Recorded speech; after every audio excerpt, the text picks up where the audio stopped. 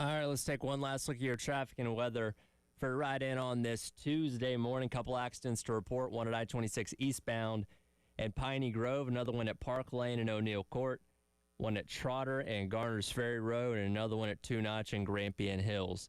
Today's high is 84 degrees. Same thing tomorrow. Currently 67 here in downtown Columbia from your Wetzel's Automotive Traffic Center here on the early game.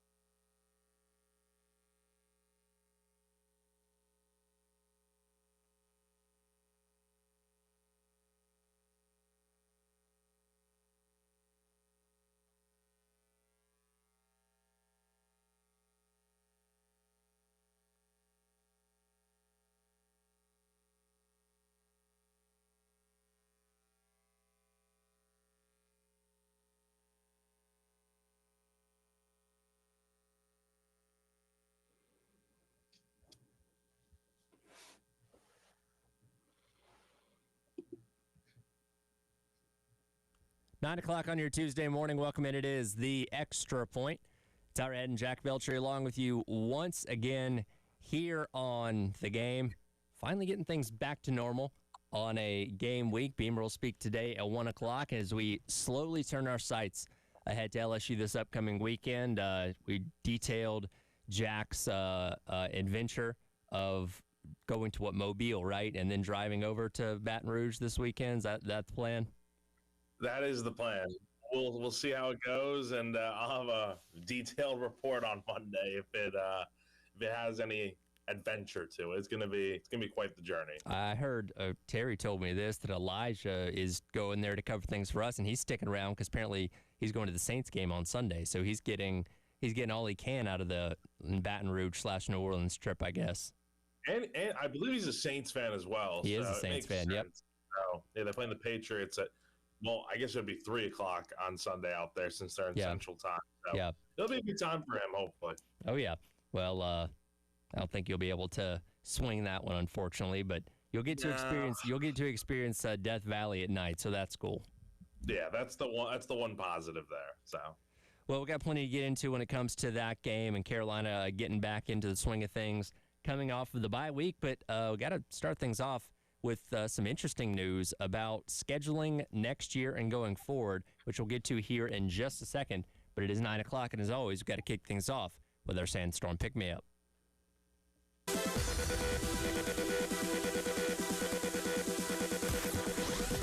to get hyped. Here's your 9 a.m. Sandstorm. Sponsored by George Sink Injury Lawyers. Just call all nines. It is time for your 9 a.m. Sandstorm Pick-Me-Up, brought to you by South Carolina's largest injury law firm, George Sink Injury Lawyers. If you've been hurt in the car or at work, call George Sink now at 803-ALL-9s. Of course, we're in the midst of the 2025 season, but always look ahead, and scheduling is always a hot button of conversation. And yesterday, Jack, we got the official word from the University of South Carolina that they and Miami have agreed to mutually end the 2-year home-and-home series they had planned for 26 and 27. The Hurricanes would have come here next year, and then South Carolina would have made the trip down to Hard Rock Stadium in 2027.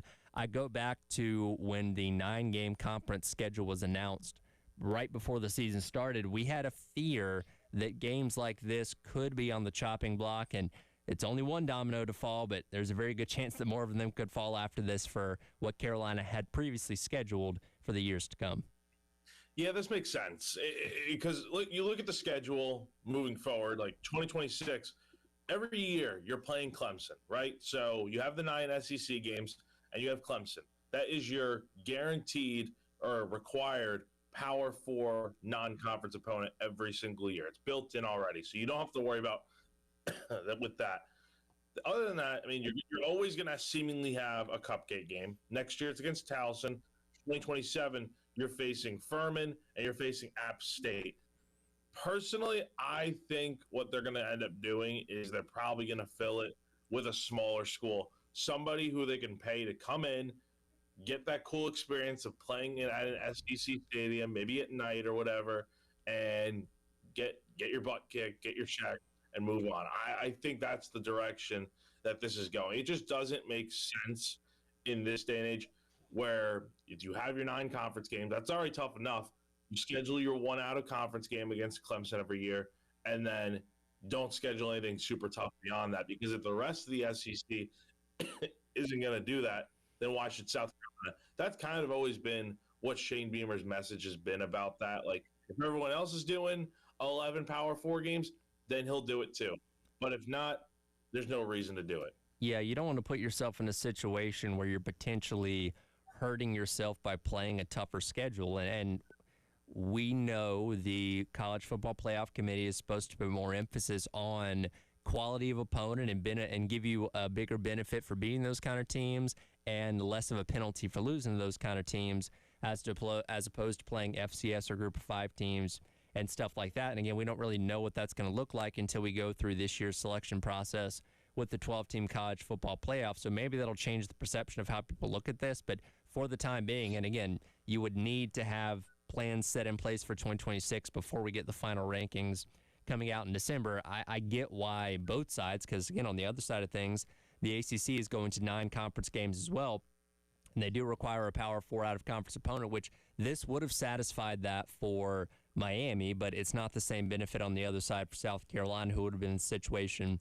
of playing 11 Power 4 teams and then Towson as their one non-Power 4 opponent. So, yeah, I do wonder how kind of this affects things going forward, but for the time being, until we kind of figure out the way the committee views this kind of stuff, I understand why Carolina wanted to end this. It is unfortunate, though, because I was looking forward to seeing Miami coming in here, and for God's sakes, they could be coming off of a national championship for all we know with how good they're playing as of right now, and that's just a cool helmet game, right? Like the U, so much history, so a cool brand. To see them in Williams-Brice Stadium would have been really awesome, and now, again, you're replacing it with Wofford or, Charlotte or somebody like that. Like, it's still a game. You'll still get to go to Williams-Brice Stadium, but it doesn't have the same cachet as welcoming in possibly one of the best teams in college football like Miami.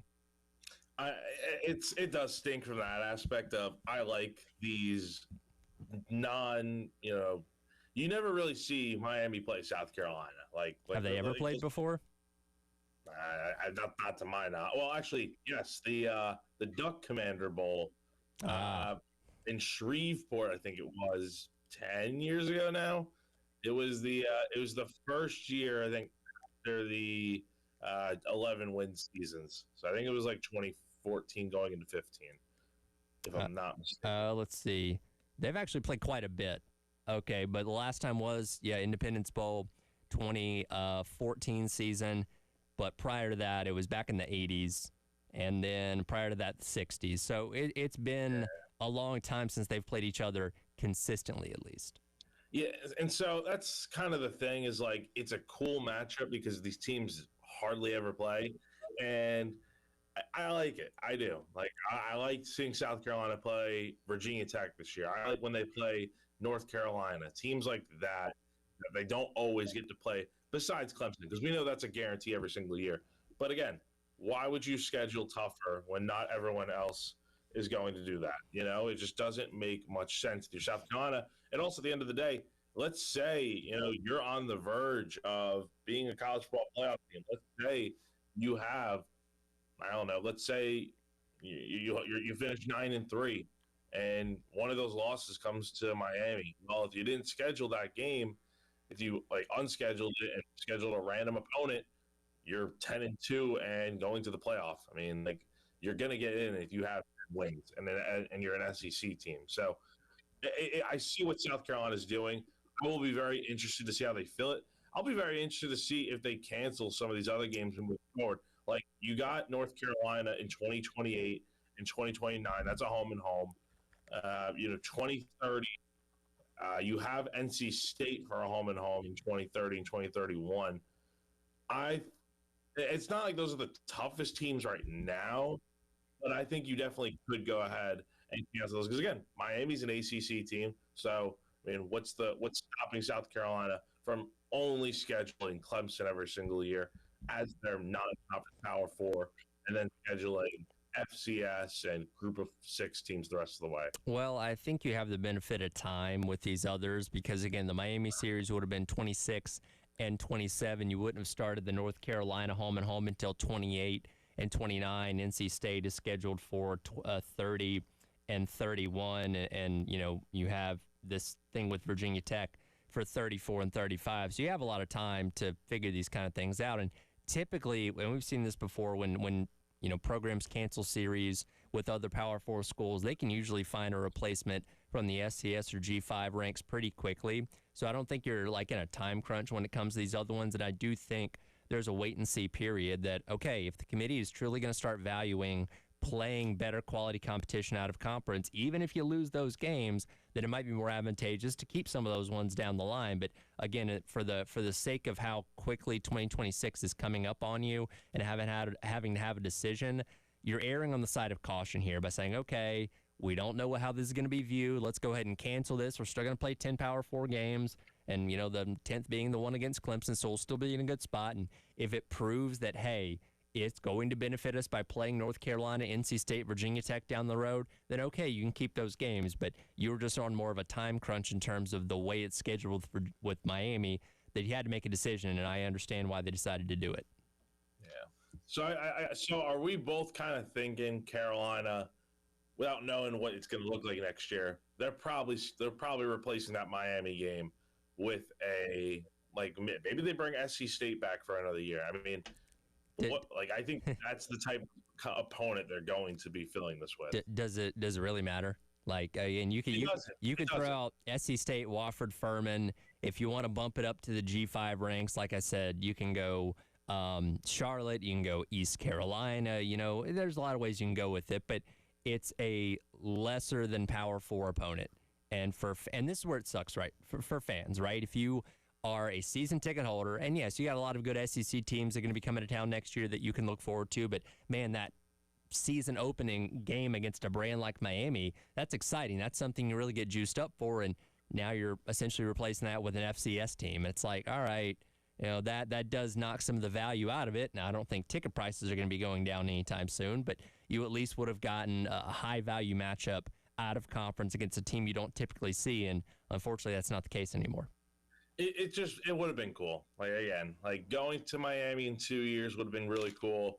Having them come here next season, again, like you said, Tyler, potentially off of, I definitely think a playoff bid, but potentially a national championship. I mean, that's something really, really cool to think about, and it would be big for South Carolina to play an opponent like that. But end of the day, I understand it. It's just, again, if not everyone's doing it, why should South Carolina? Like, it just does not make any sense to do something like that. And it's just another change in college football that I think a lot of the hardcore traditionalist type of fans don't like.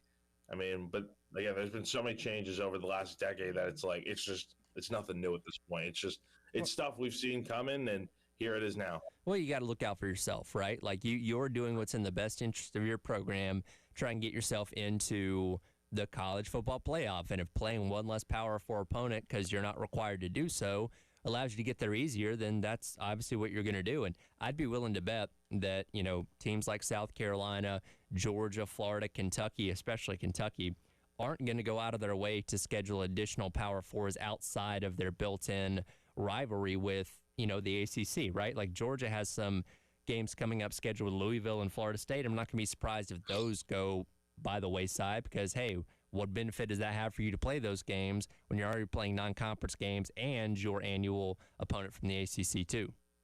Yeah, it just doesn't make sense. Like, I get it. Like, if Clemson weren't there every single year, or if you had to schedule somebody else outside of Clemson every year, Miami would still be on the schedule. That's not the case, and I see what the Gamecocks are doing. It makes the most sense for them in terms of their goals moving forward. So that's the news of yesterday. South Carolina canceling the home-and-home series with Miami that was set for 2026 and 2027, and we'll see who they end up replacing those games with probably sometime here in the very near future. It was a very busy weekend across college sports. We didn't get to everything yesterday. We'll discuss what fell through the cracks in the SEC coming up next as the Extra Point rolls along. Tyler Head and Jack Beltry on your Tuesday here on The Game.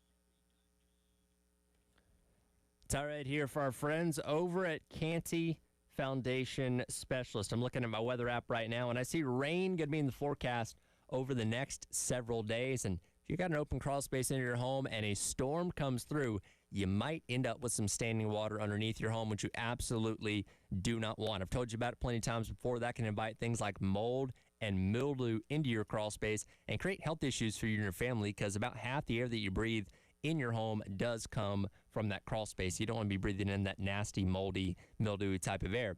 That's where our friends at Canty Foundation Specialists come in. Go online to schedule an appointment at cantycanfix.com. They'll send a professional out to your home to evaluate your foundation issues and crawl space problems and get them fixed so you and your family can live without worry going forward. Again, go online to schedule an appointment today at cantycanfix.com for our friends over at Canty Foundation Specialist.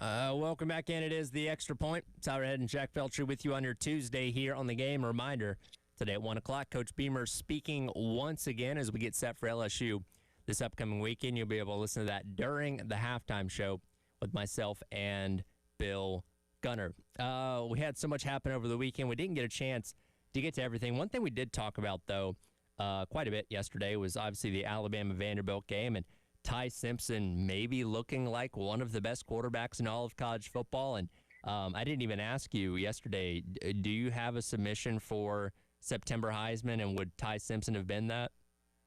I think he probably would have been. I mean, you just look at the numbers, and they're really good. They're really good. I mean, almost 1,500 yards passing, 13 touchdowns, 1 interception. I mean, you talk about a guy that just has progressed so much over the last few weeks. It's been impressive. I mean, again, he had a perfect passing line against Louisiana Monroe, threw for nearly 400 yards and 4 touchdowns against Big Ten foe Wisconsin, had a good game on the road at Georgia, and then obviously threw the 1 pick against Vanderbilt, but still looked really sharp. I mean, if I'm picking somebody right now to probably be the Heisman favorite, I mean, John Mateer's hurt. So, I mean, until he's back and until we see what he does, my vote would be for Ty Simpson.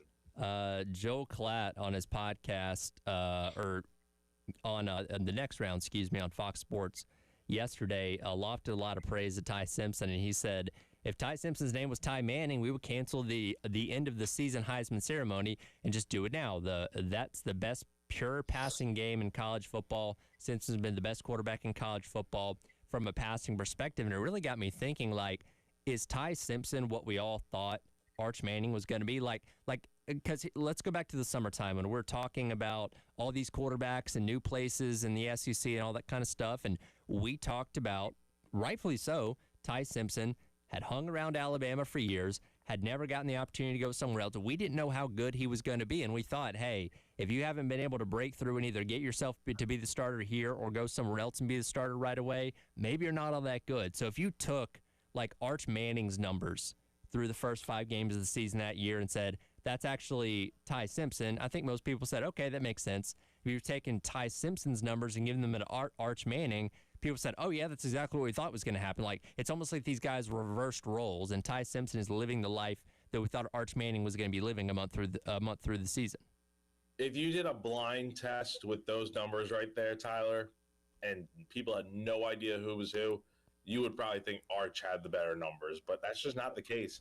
Again, Arch has not looked particularly great at all through these first 5 games here. Not saying that can't change and he can't be that type of player, but the hype was way too much coming into the season. I mean, people just talking about him being a candidate to go to New York and, I mean, win the Heisman Trophy potentially. Like, that's insane talk now that we think about it and we just see what he's done.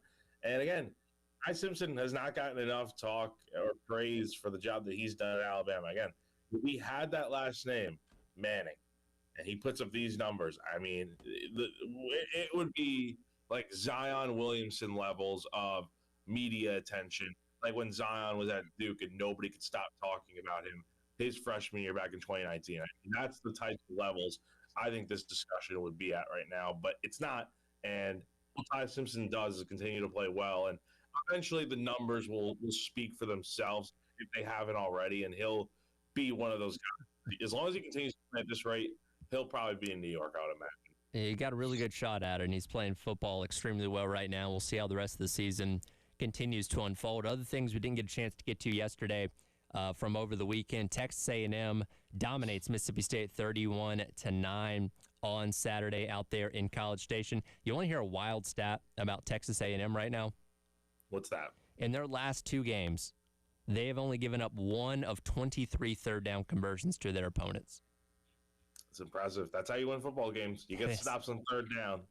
And A&M is such an interesting team, and they've obviously worked their way into the top 5 right now. They're 5th in the latest AP poll.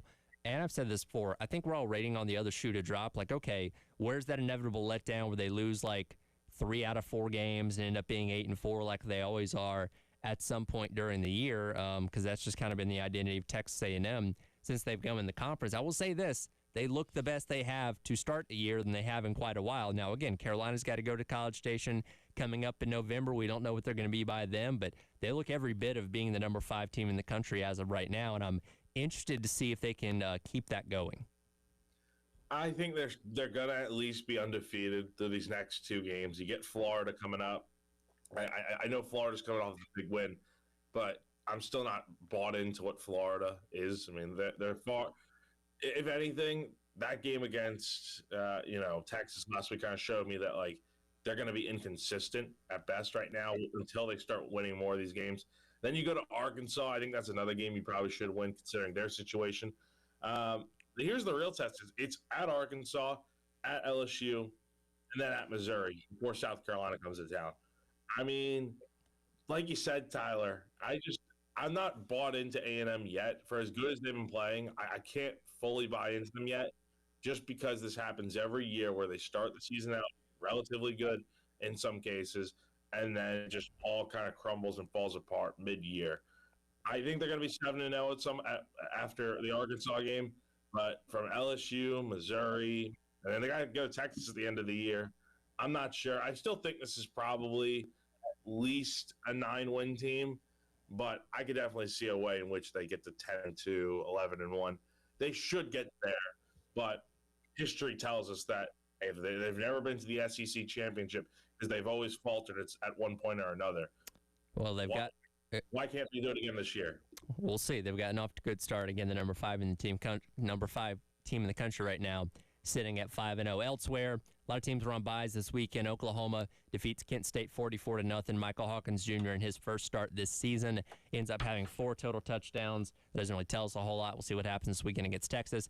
And Georgia bounces back from their loss to Alabama last week by dismantling Kentucky 35-14 as Kentucky continues to look like quite literally one of the worst teams maybe in all of Power 4, but certainly in the SEC. Yeah, Kentucky's not looking too good. It's not looking good. And again, as much as people want to get rid of Mark Stoops, there's a pretty large buyout hanging over the head of Kentucky. So, look, you want basketball to continue to do what it's doing. You can't necessarily go ahead and afford to fire Mark Stoops unless somebody out there just wants to donate all the money to get rid of him, but I don't see that happening. Well, real quick, this happened after the game, and I think it was one of the KSR guys that asked him about, if Mark Stoops had any conversations about working a buyout with the school, and here's what he had to say. I hate to give anything like that legs. There's zero. I told you last year, right? You know what I mean? You guys could write and say what you want about me, but I told you there's zero chance I'm walking away. You know what I mean? Zero. And, there's no quitting me. So that's unequivocally 100% false. And anybody says otherwise is lying. You said at the start, we're not where we want to be. And I don't want to address that crap no more. So things going well in Lexington. People may not love where Carolina's at right now, but at least you're in Kentucky. No, that's not good there. God, straight up asking him if he's had any conversations about the buyout. What do you think he's going to say to that? Yeah, that is a weird question to ask in general. Yeah, that's not the best phrasing of the question, but whatever. Yeah, but again, that buyout's insane, so I don't know if they have the capability to move on for him, so Kentucky will continue to toil in mediocrity to below averageness, I guess, until something changes, which I have no idea when that's going to happen. I don't know either. So, very busy weekend in the NFL, including a pretty wild Monday Night Football game last night. We'll get into that coming up as we continue on with the Extra Point. Tyler Head and Jack Veltri here on your Tuesday on the Game.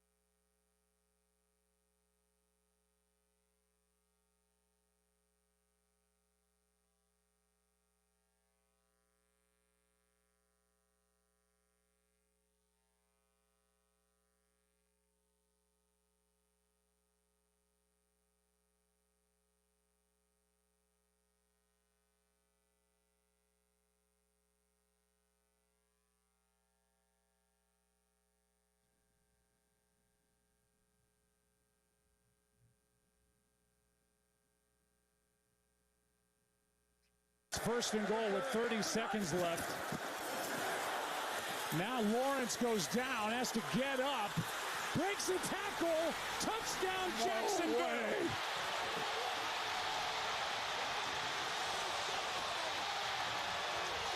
First and goal with 30 seconds left. Now. Welcome back in. It is the Extra Points. Tyler Head and Jack Beltry along with you here on your Tuesday on the Game. That was called last night on Monday Night Football. One of the most improbable touchdowns I think you'll ever see. Trevor Lawrence quite literally, well, he didn't trip on his own 2 feet, got stepped on by one of his offensive linemen, falls to the ground. Of course, in the NFL, the play's not over until somebody touches you while you're on the ground. Has enough time to gather himself, falls again, still gets up and proceeds to run in the end zone to score the game-winning touchdown to elevate the Jaguars to the 31-28 win over the Kansas City Chiefs. Did you go back and watch the play and how many Chiefs players just stopped once Trevor Lawrence hit the ground? Look at Chris Jones on that play, just standing in the middle of the field, just looking dazed, like nothing going on, just standing there while Trevor Lawrence. I mean, again, I don't think Chris Jones would have made a play on it, maybe, but like he wasn't right there. But it's like, dude, like what are you doing? Just standing there. It's just a weird play, and ultimately the one that really helped the Jags and win this one, and what was a really crazy Monday Night Football game. I'm assuming Chris Jones and the other guys on defense maybe thought somebody had already gotten a hand on him, or somebody else had knocked him over and the play was dead, but that's a classic case of play until the echo of the whistle, because you just truly never know. And yeah, if, a couple of those guys would have kept going, they probably could have gotten to Trevor Lawrence, and that was on, that was on first and goal. So they would have had an opportunity, a couple more, to at least take some shots at the end zone there. But the clock was running, and we've only had time to maybe get off one or two more plays at best there. So yeah, that ended up being the deciding factor in the game last night. Wild game. Chiefs get up 14-0. Jags come storming back and obviously end up taking the victory. And don't look now. And I know we were all very critical and laughed at Liam Cohen for his terrible Duval impersonation earlier on this year when he took the Jaguars' job. They're 4-1 right now. The Chiefs are 2-3. Like, Liam Cohen's got these guys cooking. Who would have thought the Indianapolis Colts and the Jacksonville Jaguars sitting at 4-1 in what many believe would be probably the worst division in football this year with the AFC South? And it still kind of is not great. It's a very mixed bag with the two teams that are good, and then you have the Titans and the Texans not looking too hot. But I'll tell you, man, these Jags, they're playing well. And, again, that run by Lawrence last night, just kind of a fluky thing that just ended up working out in his favor last night. But, again, it put the Chiefs at 2-3 on the year. And, look, I know they picked it back up a little bit lately. But at the end of the day, you're 2-3 right now. And I don't know. I mean, I know the percentages are not great whenever you're having a losing record at this point in the year. But for whatever reason, I think Kansas City will be fine. But this is a big one for the Jags. Is now they're 3-0 at home, and again 4-1 to start the season. Yeah, just as we predicted, it's going to be a race down to the wire between the Colts and the Jaguars for the AFC South, just like we all thought going into the year, right? No, I mean everyone probably thought the Texans and what C.J. Stroud did last year was going to happen again this year. But again, the Jags have a pretty good offensive team. Like they obviously added Travis Hunter, which he made a really nice grab. Made a couple good plays last night. Yeah, I mean he was great.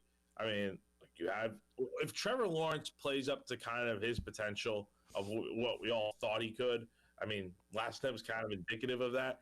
If he plays up to that level of what people expect from him, this team's so much better. I mean, again, was not perfect last night, but they did what they needed to do, especially in that second half, to score 24 points and get that win. It just a really impressive game for them, especially under the bright lights. It's a big win there for the Jaguars last night. Elsewhere in the NFL, and you weren't here last week when I discussed who was going to lose first out of the unbeaten teams that were left. We went into the weekend with the Eagles and the Bills being the only two teams that had not lost games so far. And I did say I thought the Eagles would be the first to lose a game because their offense just has not been superly efficient this year. The defense, special teams has been great, but the offense, has had its snags at times. And I was right, because on Sunday they got out to the 17-3 lead over the Broncos, end up blowing that lead. Broncos pick up the victory in the Link, and the Eagles fall for the first time this year. I didn't expect the Bills to follow them not long after that, and it's a divisional game. You can never predict how those things are going to go, but it almost kind of seemed like, and I was listening to Chris Sims of Pro Football Talk yesterday, kind of described it as playing with your food a little bit. That the Bills have almost kind of played with their food in a lot of these games this year, and inevitably when you do that, a team that you are better than will come up and beat you, and that's what happened on Sunday night. You want to talk about a crappy day in the Jack Veltri world on Sunday? It was he had a rough. It was a rough one. Like, again, having to fly back from Florida was already enough, but having to see the Yankees get their butt kicked, and then, yeah, man, that game on Sunday night, I mean, I was ready to go to sleep, but I'm like, all right, I'm hoping the Bills are going to pull this one out, and it just didn't happen. I mean, give New England credit, though. They did look pretty solid. I mean, that play, we talked about the play by Trevor Lawrence last night. How about that play by Drake May to throw, I think it was to Stephon Diggs, to get New England into field goal range to take the lead and win that game? I mean, just a really nice play by him. He's come so far along as a quarterback and looked impressive. On the other side, yeah, I mean, look, the Bills kind of just did not look super functional in that game. It seemed like Josh Allen was kind of running for his life a lot in that game, kind of second half, especially just rolling out of the pocket, just looking for somebody to be open. Look, that Patriot defense is tough, and obviously there just weren't many holes to throw to or receivers to throw to that were open. So, I mean, I think it's going to be I think it's fine. I mean, you lose that game, you're still up a game in the division in the AFC East. I think the Bills are still going to win this division, but yeah, you don't want to lose a game to one of your in-division rivals at home this early in the year. Well, one thing they may not have to worry about when they do make the playoffs this year is the Baltimore Ravens, because they've now been without Lamar Jackson for basically a game and a half, and things are not going well. They've already gotten off to a bad start of the year, and that defense has been absolutely atrocious. But if anybody expected Cooper Rush to come in and keep that offense on track, well, they were very wrong, because they got absolutely smoked by a less than stellar Texans team in Baltimore on Sunday. Now, there is hope that Lamar Jackson can make the return coming up this weekend as they take on a very, very good Rams team. But the Ravens are sitting at 4-1 right now in a division that Pittsburgh is kind of running away with at the moment, sitting at 3-1 so far. Even with Lamar Jackson coming back, if he's fully healthy and ready to do so, with the way that defense is playing, like, I'm almost kind of ready to go ahead and count the Ravens out. I just don't see it in the cards for them this year to put together enough of a run and flip the switch, especially on defense, to make any kind of impression to try and get themselves back to the playoffs this year. I mean, the odds are already stacked against them at 1-4 making the playoffs. Like, teams that start off that slow in the league, and it may not seem like it much because it's a small sample size, but we forget the NFL season in general is not a huge sample size. It's 17 games, so your margin for error at this point is pretty limited because you've already gotten off to a really rough start. And it's not that you're getting beat. You're getting beat pretty badly, like you said, Tyler. Again, you lost 44-10 to the Houston Texans, a team that I don't think has looked very good this year. And you made C.J. Stroud look like an MVP candidate on Sunday, which we know he can be. But let's face it, the Texans have not been that good this season. I mean, 4 touchdowns, 244 yards, only 4 incompletions, Tyler, and Nick Chubb had a touchdown this game. So the Ravens, I don't know what you do. You got to figure out more of the run game. Derrick Henry only rushing for 33 yards is not going to do it. And like you said, you're not winning games the way Cooper Rush was playing the other day. So I don't know what the solution is. I think there are going to be some tough decisions made in Baltimore. I don't think John Harbaugh is going anywhere. But I'm looking at maybe Zach Moore, defensive coordinator, out there in Baltimore, maybe looking at the offensive play calling. I mean, you got to change something up because whatever you're doing right now is certainly not working. Could you imagine the AFC playoffs without the Chiefs or the Ravens in it this year? Would that just be like the perfect pathway for the Bills to finally get back to the Super Bowl? It seems that way. Think about it from my perspective of, the Yankees getting to the World Series last year. They didn't have to play the Astros to get there. That's kind of what I'm thinking here of like, okay, it kind of sets up perfectly. Like, I know the Bills have had their struggles, but as long as you don't have to face KC or Baltimore, one of those teams that's given them headaches over the years, then I think the path is much more clear. But, I mean, look, I think the Chiefs are going to be fine, but the Ravens, I'm not sure about them, honestly. I think they've kind of dug their own grave at this point. There's your NFL headlines from over the weekend. We'll hit our NFL top 5, bottom 5 coming up tomorrow as we assess things after 5 weeks of play in the National Football League. We'll come back Wrap up the hour. Major League Baseball's postseason continues on. Is LeBron going to be announcing something today? We'll discuss that coming up next. It is The Extra Point. Tyler Head and Jack Beltry along with you on your Tuesday on the game.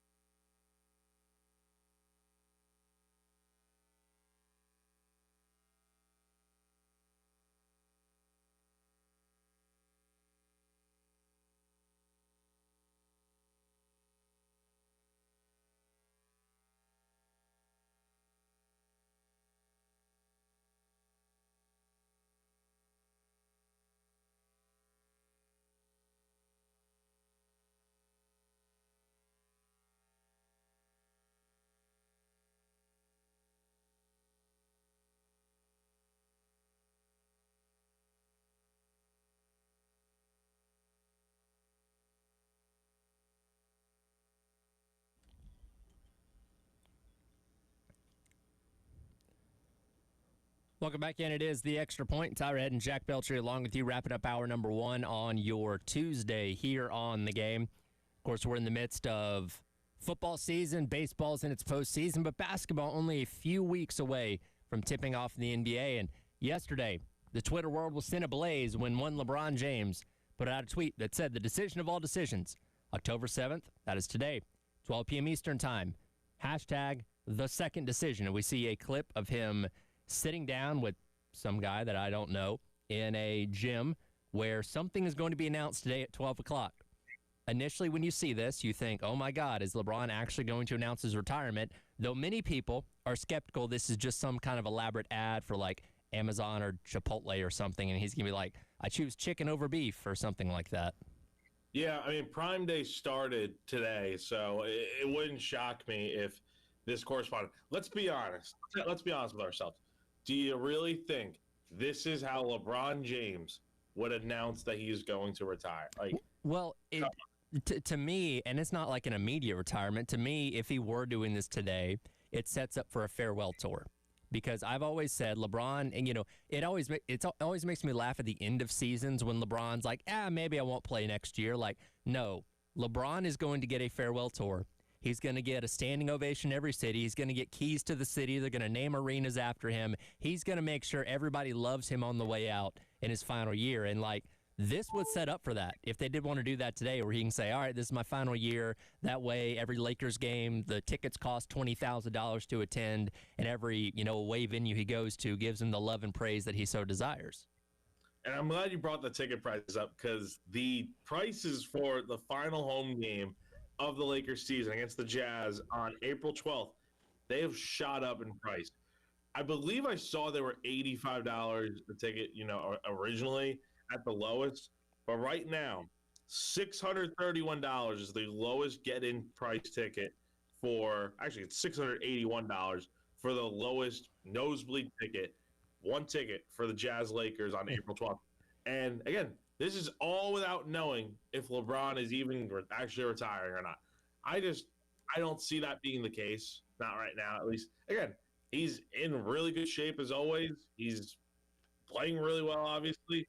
I mean, I don't know. I don't see this happening right now, but hey, maybe we'll talk about this tomorrow. It'll be something completely different of, maybe he is actually retiring. We'll find out in 2 hours and 9 minutes, and I don't know. I initially saw it and thought maybe this is it, but as more time's gone on, I'm thinking this is going to be something elaborate that, again, Prime Days, Chipotle, something like that is going to make us all collectively frustrated that we got teased like this once again. But I don't know. We'll see, and we'll talk about it for whatever does end up happening. Last night, the Major League Baseball postseason rolled on. You had the second game of the NLDS.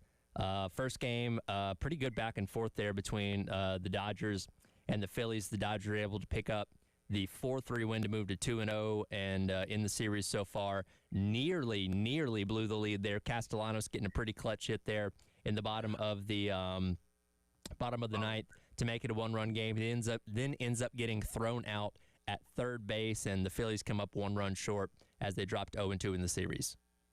Yeah, I mean, look, this was pretty much, the Dodgers were up 4-0 through 7 innings in this game. I mean, we'll get to the Phillies in a second here, but the Dodgers did enough to win this game, and they held off the Phillies in the ninth inning. That game, I was watching it last night. I'm just like, all right, this thing's going to fall apart. Like, the Dodgers aren't doing anything right. Like, Trinan's pitching awful. You had to bring in Roki Sasaki to come in and close the game out, which, of course, he did to pick up his second career save.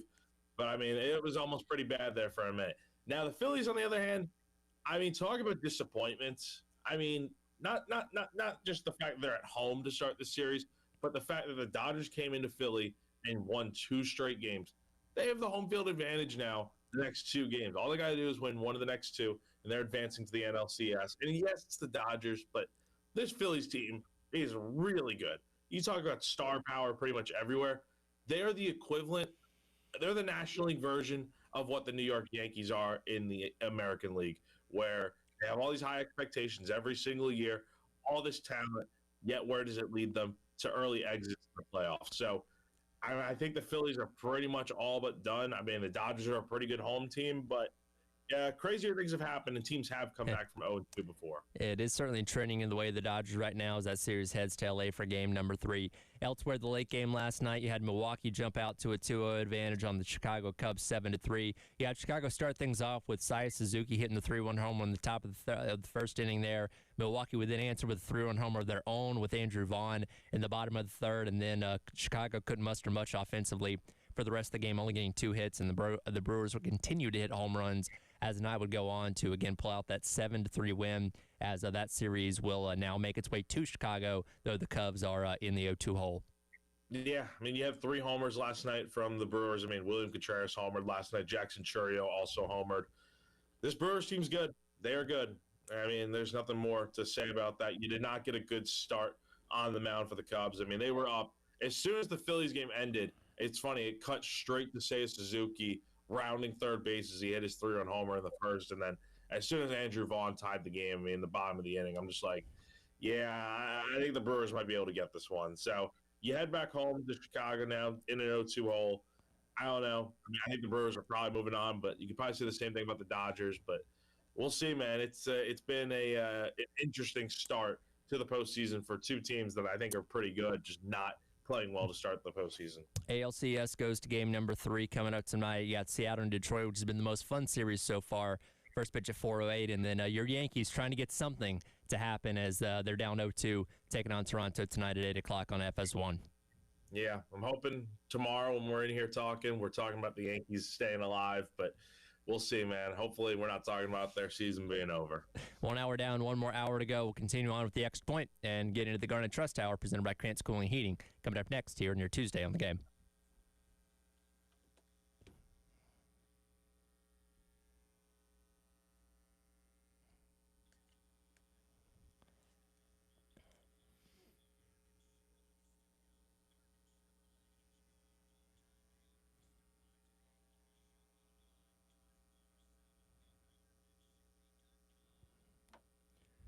It's all right here for our friends over at Twin Peaks. We've just been talking about all the great sports happening in the month of October, and there's one great place to catch all that action. That's over with our friends at Twin Peaks. You've got Major League Baseball's Divisional Series, the Championship Series coming up, and, of course, the World Series coming up in just a few weeks. Football is in the swing of the meat of its season in the month of October for both college and professional.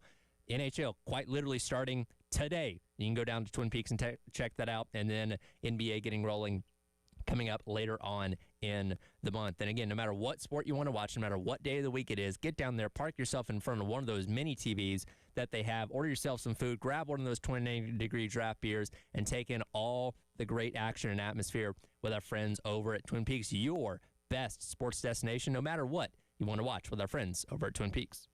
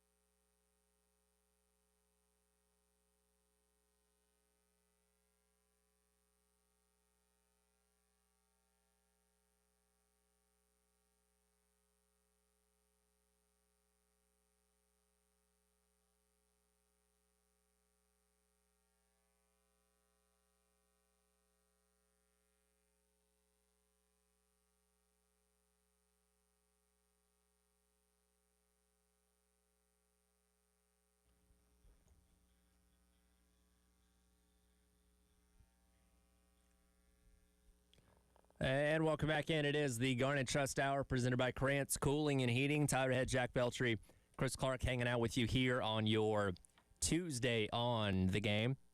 Chris, I know you were sitting in studio there listening to me and Jack in the last segment.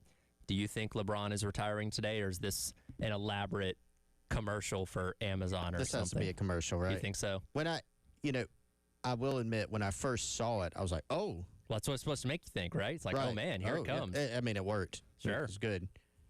And then somebody pointed out it's Prime Day, and Amazon it is Prime has a Day. deal. And I was like, okay.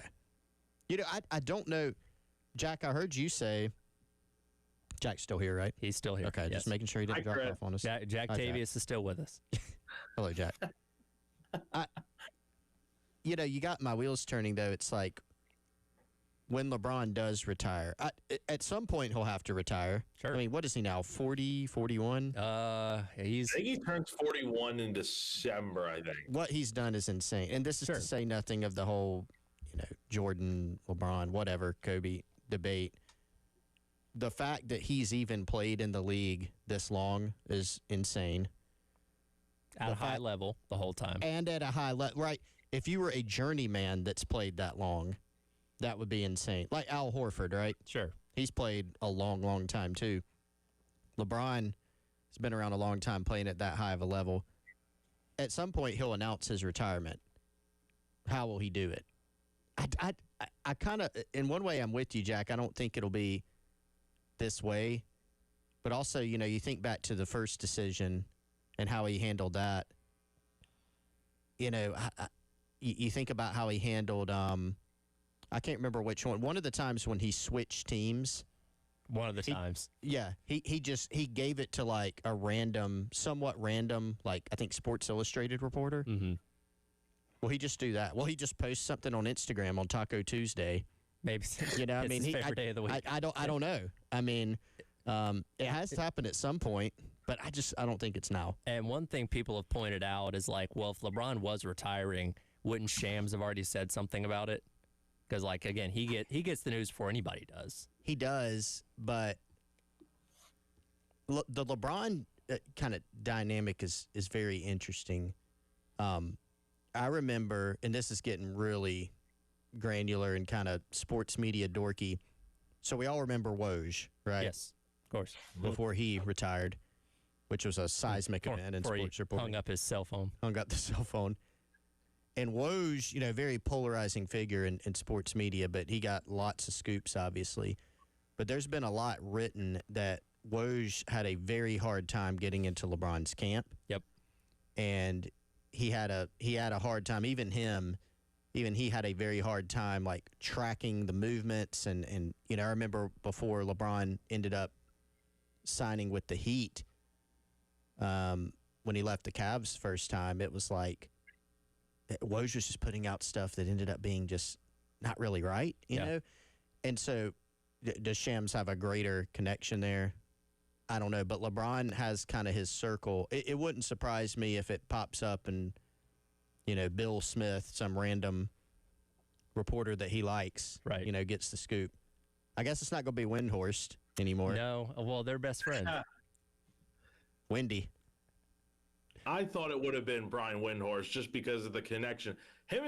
He's covered LeBron since high school. So but didn't LeBron say something about him recently? Well, he was on the McAfee show friends a couple months ago, and Pat asked him like, "Hey, what's your relationship with this guy?" And he's like, "I don't really know him. He's just kind of like followed me my whole career." So, and I don't know that Windhorst specifically said, "Oh, we're like best friends," but I think that's been implied a few times, and that's apparently not true. Yeah, I don't know. And again, I don't think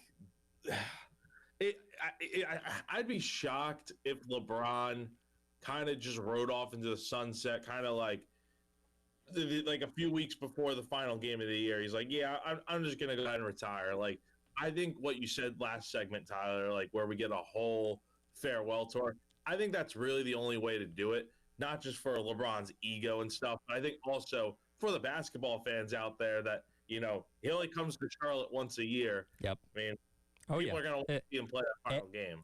Listen, the entire league benefits from this, right? Because every arena It's going to be sold out. Tickets are going to cost $10,000 to get in the door to watch him play a team like the Hornets that otherwise people wouldn't care to go see. But, like, yeah, this is going to fit the entire league if and when he does this. And, again, we'll find out here in about 2 hours what this is, whether it's the retirement or just an elaborate ad that's going to make people angry or not, and we'll react accordingly whenever that does happen. People will definitely be angry. Oh, people will definitely be angry. No doubt about it. One way or the other. Doesn't matter what it is. For sure. It might be neither of those, and people will be mad. There'll be some people like, I thought it was going to be an Amazon ad. What do you mean he's retiring? Now I'm upset about that. Like, or it's an ad for, it's announcing a new partnership, not with Amazon. Yeah, why not? He has a 2-year, and now LeBron James, I think, he'll be able to get another contract if he so desires, but he is under contract for the 2025-26 season. That was the second. It was a player option for the second year in his 2-year, $104 million extension that he signed. Have y'all? First of all, have you ever been to an NBA game? Yeah, I have. Who'd you see? The Hawks and the Magic. Okay, I figured it would have been a Hawks game for you. Jack, where have you been? I have seen a few Hornets and Bobcat games in my time. Oh, the Bobcats. Old school. Yeah. I have two Bobcats facts. I did get to see LeBron James play early in his career, which I'm happy I got that done because I never got to see Jordan play. Right. Always will be a regret. Watched him on TV a lot. Never got to see him. Saw LeBron when he played with the Cavs early in his career play against the Bobcats in Charlotte. It was fun. Yeah. I also had, I don't know why, I had a Raymond Felton Bobcats jersey, orange. Okay. I might still have it in my house back home in Anderson. Something that's like up in the attic or something. Yeah, just in the closet I used to have. It's probably still sitting there. Yeah. I'm not sure if it would be worth. It's vintage. I don't know. Not so. Depends on how much you wore it in, like, well, it was like a high quality jersey or one you bought, like, at Walmart or something. I don't remember where it was sourced from. Okay. But I didn't wear it a lot. Okay. I had it. I don't know. I don't know why. I also had I think I had a Julius Peppers Panthers jersey. Okay, that could have some value to it. That's a good one. My uncle had a Chris Gamble jersey, former first-round pick, Ohio State. So yeah, well, you might be sitting on some gold mines then. You might have to go hop in the attic there and see what you got. I don't think so. That's back when the Bobcats just drafted like everybody, like all the local people from UNC. Yeah, like, well, it's how you generate interest. Drafted Sean May from UNC. So, yeah. Anyway, we'll see what LeBron says in about 2 hours and react accordingly. Of course, it is a game week for South Carolina coming off the bye as the Gamecocks get set to take on LSU coming up Saturday night, 7:45 kick. Of course, you can listen to right here on the game. And I went back and looked, and Beamer kind of has a bit of a mixed bag when it comes to coming off buys, and this is the rare instance, just like last year where you have 2 bye weeks. But in his time, 2021, came off the bye and beat Florida. That was the Jason Brown game. 2022, you had the Texas A&M game where Leggett had the kickoff return. Leggett, yeah, that set the place on fire to start the game. You lost coming off the bye to Florida when you blew the 10-point lead in the fourth quarter in 23. You had the atrocious game against Ole Miss off the bye, the first bye last year, and then you beat A&M off the bye last year, top 10 upset, and fans stormed the field. So you can't really pinpoint exactly how good or bad Beamer is off the bye because you kind of have a mix of both through the first 4 years so far. Yeah, and I think, situation and opponent obviously goes into that. You look at that Florida game, for instance, the first one against the Dan Mullen Florida team. That team, the Florida team, was kind of, coming unglued a little bit, ripping apart at the seams. Now, South Carolina did. The performance was still surprising, given what we had seen. 40-17 win. South Carolina, after – early on it was a competitive game, but then South Carolina ends up dominating. A&M game ends up being very competitive. Looks like South Carolina might potentially run away. That ends up being, a 6-point game. I think it was 30-24. Look at the other year, 2023. Ended up being a poor season for South Carolina. Beamer's worse because they end up going 5-7. That was in kind of a very tough stretch for them before they improved and found a few wins at the end of the year. But, man, that was one where, what were you up, I think, 10 with 9 minutes left. Yep. In the fourth quarter. Yep, that's right, Jack. And you give up not one but 2 4th and longs on a couple of Florida drives. Dang, Ricky Pearsall, man. Ricky Pearsall, and then I think maybe it was the first 4th down on the first drive. You give up a pass to the tight end Arliss Boardingham, I still remember, who ended up transferring on like a 4th and 10, 4th and 11. Phenomenal name, by the way. Great name. Miss a tackle. Like, that was tough because you had exactly what you wanted, miss a tackle. That one's kind of seared in my memory. And, you know, the Ole Miss, you had a kind of the split bag last year, right? You had the Ole Miss game, which was South Carolina's worst performance of the season, but then you had the A&M game, which was one of the best performances of the season. That game's tied at halftime. You go reel off, I think, 24 unanswered points in the second half. So you're right. It has been a little bit of a mixed bag. Overall, what we can say is that Beamer's teams, you know, it's often pointed out that they have gotten better as the season goes along. They tend to play their best ball later. You've got the whole Cocktober thing, right? There is a difference this year, though, in that while South Carolina always plays a difficult schedule, this year they have 5, and we've talked about this a lot, they have 5 straight opponents that are in the top 11 of the AP. Yep. I think they got 4, 5, 6, 8, and 11 the next 5 weeks.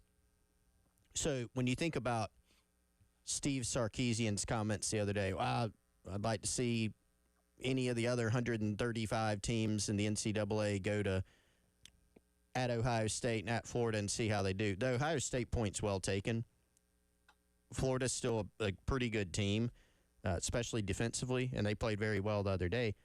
A lot of people have gone into Gainesville recently and won. Mm-hmm.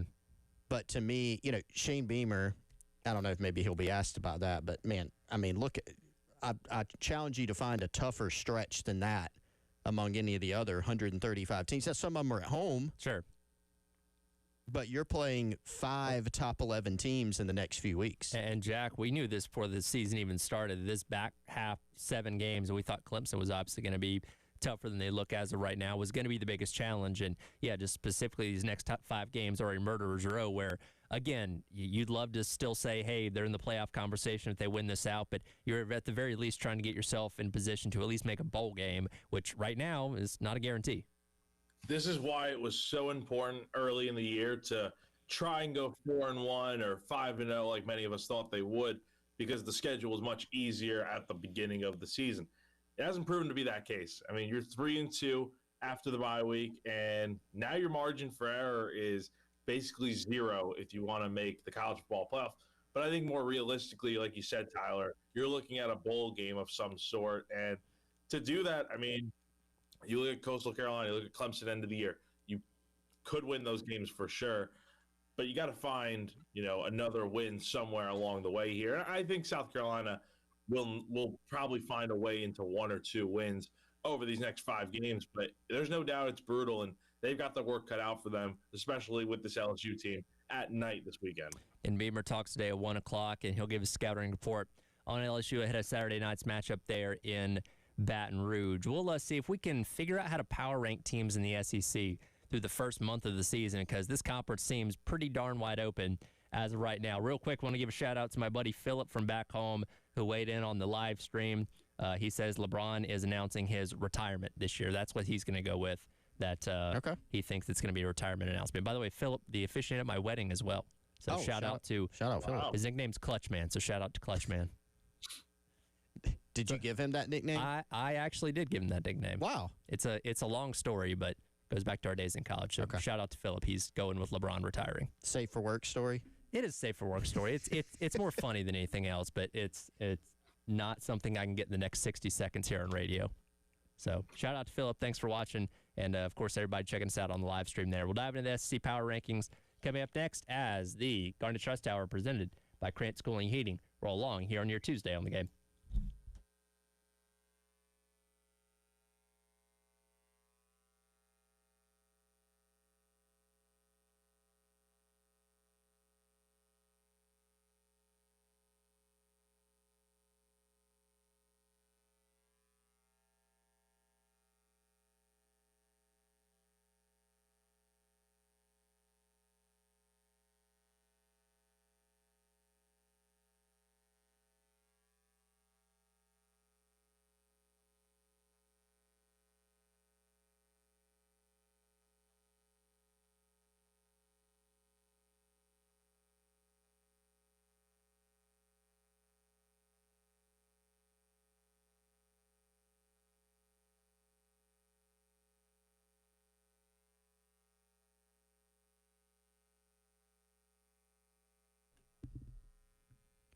All right, everyone, let's tell you about one of our great partners here on the game. That's Classic Roofing. You've heard us talk about them all the time. Joe Reeder, Max Sawyer, and their local team right here in the Midlands can take care of any of your residential or commercial roofing needs for your home or for your business. Reliable GAF certified roofer. Only about 7% of roofers nationwide have that designation. So you know when you're working with Classic Roofing, you're going to get someone who knows exactly what they're doing. Taking good care of your roof can be challenging, but you don't have to go at it alone.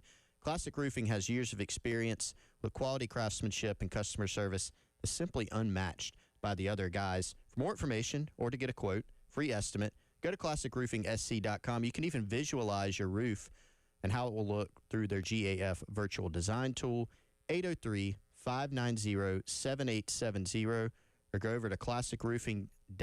Here for all your roofing needs. That's classicroofingsc.com.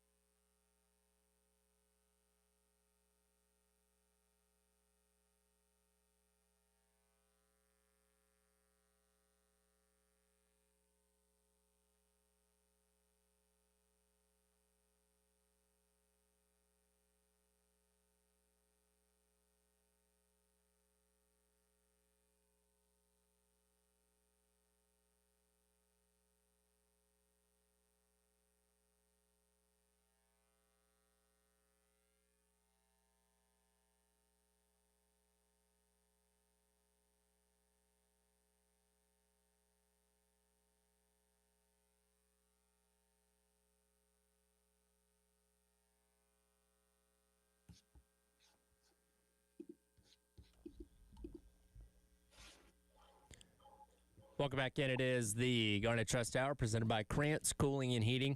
It's our head coach Clark Jack Belcher hanging out with you here on your Tuesday on the game. Remember, be listening out each and every day, 5 times a day, for your next chance to win $1,000 in our national cash contest.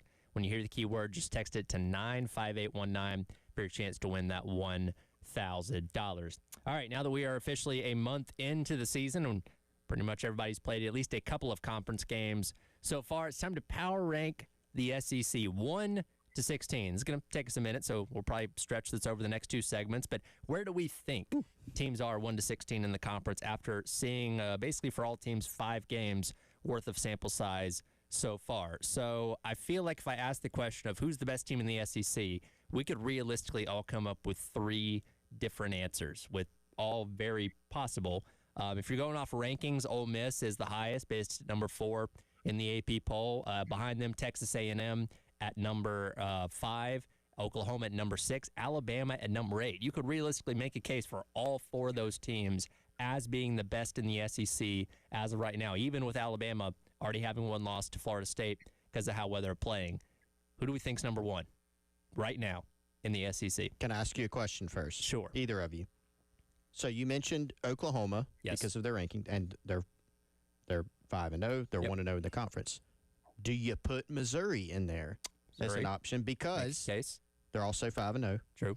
They're also 1-0 in the conference, just like Oklahoma. Yep. Maybe. All possible. Open season.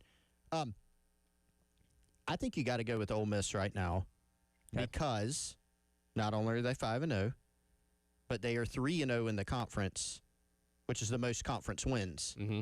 I think you got to give it to them by default. Now, you may look at it and say, okay, I don't think they're the best by the eye test, right? Because a couple of their SEC games were, or really all of them, right? I mean, the LSU game was close. Kentucky game was close. The Kentucky game was very close. Yep.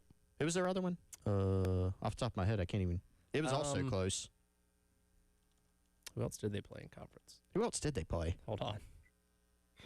They have played Arkansas. That's right. Arkansas. And Arkansas fumbled there at the end, and that was bottom close of the game table too. team, won by 6. Yep. So you may look at it and say, okay, I get it, Chris. You know, they're 3-0 in conference, but I think A&M has been more impressive, right? Or, you know, I think Oklahoma in their one conference win has been more impressive, although that was a close win over Auburn. Mm-hmm. So I think you got to go with Ole Miss just because they're undefeated and they have the most conference wins. Like, I think that means something. It's hard to win in this league. It is. So that's who I go with. I'm with Chris on this. I'm going Ole Miss as well. Again, I think they're probably the one team right now that's still undefeated that I would say I have the least questions about right now. I think ever since Trinidad Chambliss has taken over at quarterback, they've just looked so much better, more in sync offensively. Now, that's not to say they haven't had some close calls, obviously, with Arkansas and Kentucky being closer games. Not necessarily ideal, since we think those are probably going to be two of the worst teams in the conference this year. Ole Miss is rolling right now, off to a good start. Obviously, they get Wazoo this weekend, so that shouldn't be much of an issue for them. But all things are rolling for them right now in the SEC at 3-0. Okay, now number 2. We'll all agree on Ole Miss being number 1. Again, A&M, number 5 in the country, 5-0. Oklahoma, number 6 at 5-0. Alabama, number 8 at 4-1. But unquestionably, they played some of the best football since that loss against Florida State in week number 1. I lean towards Alabama, and they obviously have the best win out of that entire bunch by beating Georgia just a couple weeks ago. I would lean towards Alabama at number 2. Is anybody feeling any different on that? I agree. Yeah, especially in the context. You know, the thing about Alabama is you look at it and go, they lost to FSU at the beginning of the year. That may have been the best thing for them. It appears so. Yeah. They do have the best win, like you said, Tyler. They beat what I think is still a quality Vanderbilt team at home. They have the win over Georgia. I'm still going back. You know, do you put A&M in there at number 2? I'll tell you what. Right now, I'm still going Oklahoma. You're going to go Oklahoma at number 2. Going to go Oklahoma at number 2, and I'll tell you why. Okay. I'm also cheating a little bit because I'm including the version of Oklahoma that has John Mateer as quarterback. Right. Because he will be back. He will. Brett Venables said, I think last night, I don't know when John Mateer will be back. Is he sandbagging a little bit? He's probably just being honest. Like, we don't know yet. Sure. He told the guy at Chipotle he'll be back for the South Carolina game. But will he? I don't know. Love that. At some point, he'll be back. That changes the dynamic for them. But I'll tell you what, their defense It's nasty. is so good. Now, They say, okay, they played an Auburn team that has struggled offensively. And I don't even know who else they played. They played Kent State, big deal. I don't know who their other 3 games were against. They're 5-0. One of them was Michigan.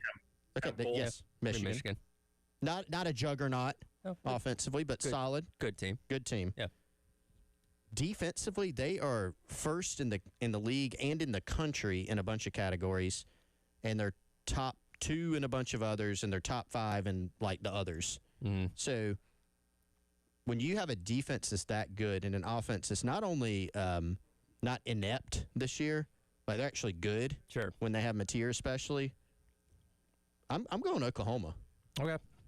Well, if Oklahoma is number 2, then Alabama will be number 3 for you. Be comfortable with that? Yeah. Okay. Comfortable with that. Would we all agree that makes A&M number 4? And I gave the stat to Jack earlier. Do you know how many third down conversions A&M's given up in the last 2 weeks? How many third down conversions in the last 2 weeks? Yes. No. 1. Whew. 1 in 23 are their opponents in the last 2 weeks on third down. Like, their defense is really good. Marcel Reed's coming into his own in his second full year. Really, his first full year as starter. Started the back half of last year after Wakeman got hurt. But, like, they're – and I think we are waiting for them to just kind of collapse like A&M typically does in the back half of the year. But they're playing some darn good football right now. You're almost talking me into A&M at not only, like, number 3, but maybe number 2, you know, to replace. But, yeah, look, with Bama, let me go back to Bama. You know, Joel Klatt made the point yesterday that if Ty Simpson's last name was Manning, we would just go ahead and have the Heisman ceremony. Sure. And he has played really good football. Sure. Offensively, I like what I see from Bama. I worry about their defense a little bit, you know, especially on the back end in the run game. They've had some struggles there. But offensively, the way Simpson's playing, you know, I still have them up. And you do have to credit them for beating Georgia, I think. I think that's very fair. Yeah. So we've got Ole Miss. And y'all don't have to agree with me about it. You're just using my rankings. Well, like, y'all might not have Oklahoma I'm just kind of keeping this all close together here so we have an idea where these teams are with our various opinions on them. But, Jack, would you agree Ole Miss, Oklahoma, Alabama, A&M are your top 4, whatever order you want to make them in? So, Ole Miss at 1, Bama at 2. I'd honestly put A&M at 3. I feel really good about the way A&M's played so far this year. Regardless of whether they're going to keep it up or not, who knows. And then I'd put Oklahoma at 4.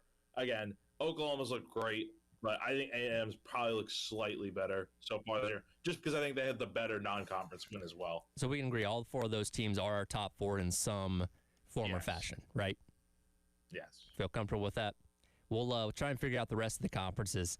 16 now, so there's 12 more to go. We'll hit that on the other side as the Garnet Trust Hour presented by Krantz Cooling and Heating rolls along here on your Tuesday on the Game.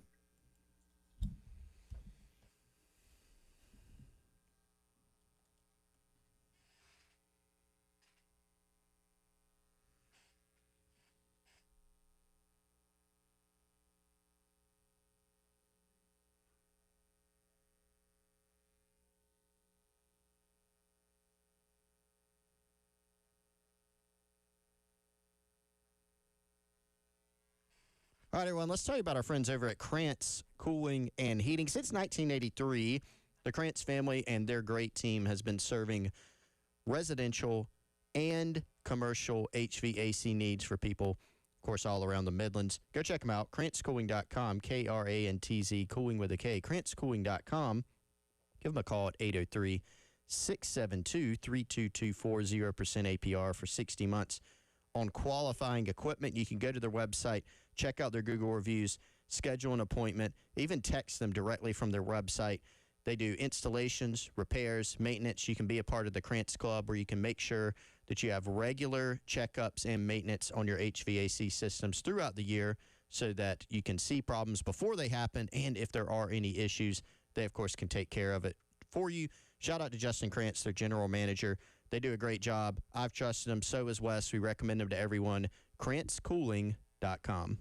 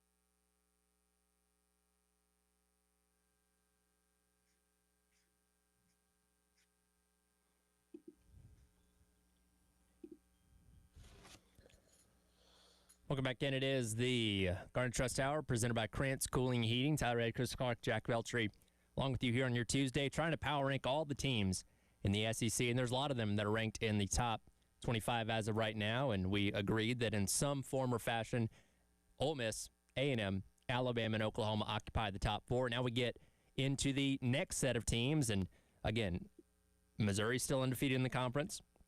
Georgia has a very impressive win on the road at Tennessee. Vanderbilt has only lost the one game to Alabama so far. LSU's only lost one game to LSU. Tennessee only has their one loss to Georgia in overtime a couple weeks ago. Kind of all these teams, again, kind of right on top of each other when we talk about that next wave of teams in the SEC. As Wes says, just saw Wes walk in. Wow. Early, man. Wow. How about that? Something must be happening today, by the way. The blender, you know? Yeah. Like, we're having a hard time picking the number one team, which is different than in some years past. But once you get past, like, 4, 5, 6, then you're just like, I have no idea. Like, mix them up. We're doing this exercise right now. Next weekend, it'll be different. Could be. You know, number 1 might be different. Number 2, certainly that kind of middle part. Working backwards, are we going that far? Are we going all the way down to the bottom? Yeah, if we have the time to do it. Let's work backwards. Sure. Kentucky's last. Yeah. I think, can we agree on that? Yes. Kentucky's last? Yeah, Kentucky's last. Okay. Arkansas is 15 for me. All right. Yeah, same here.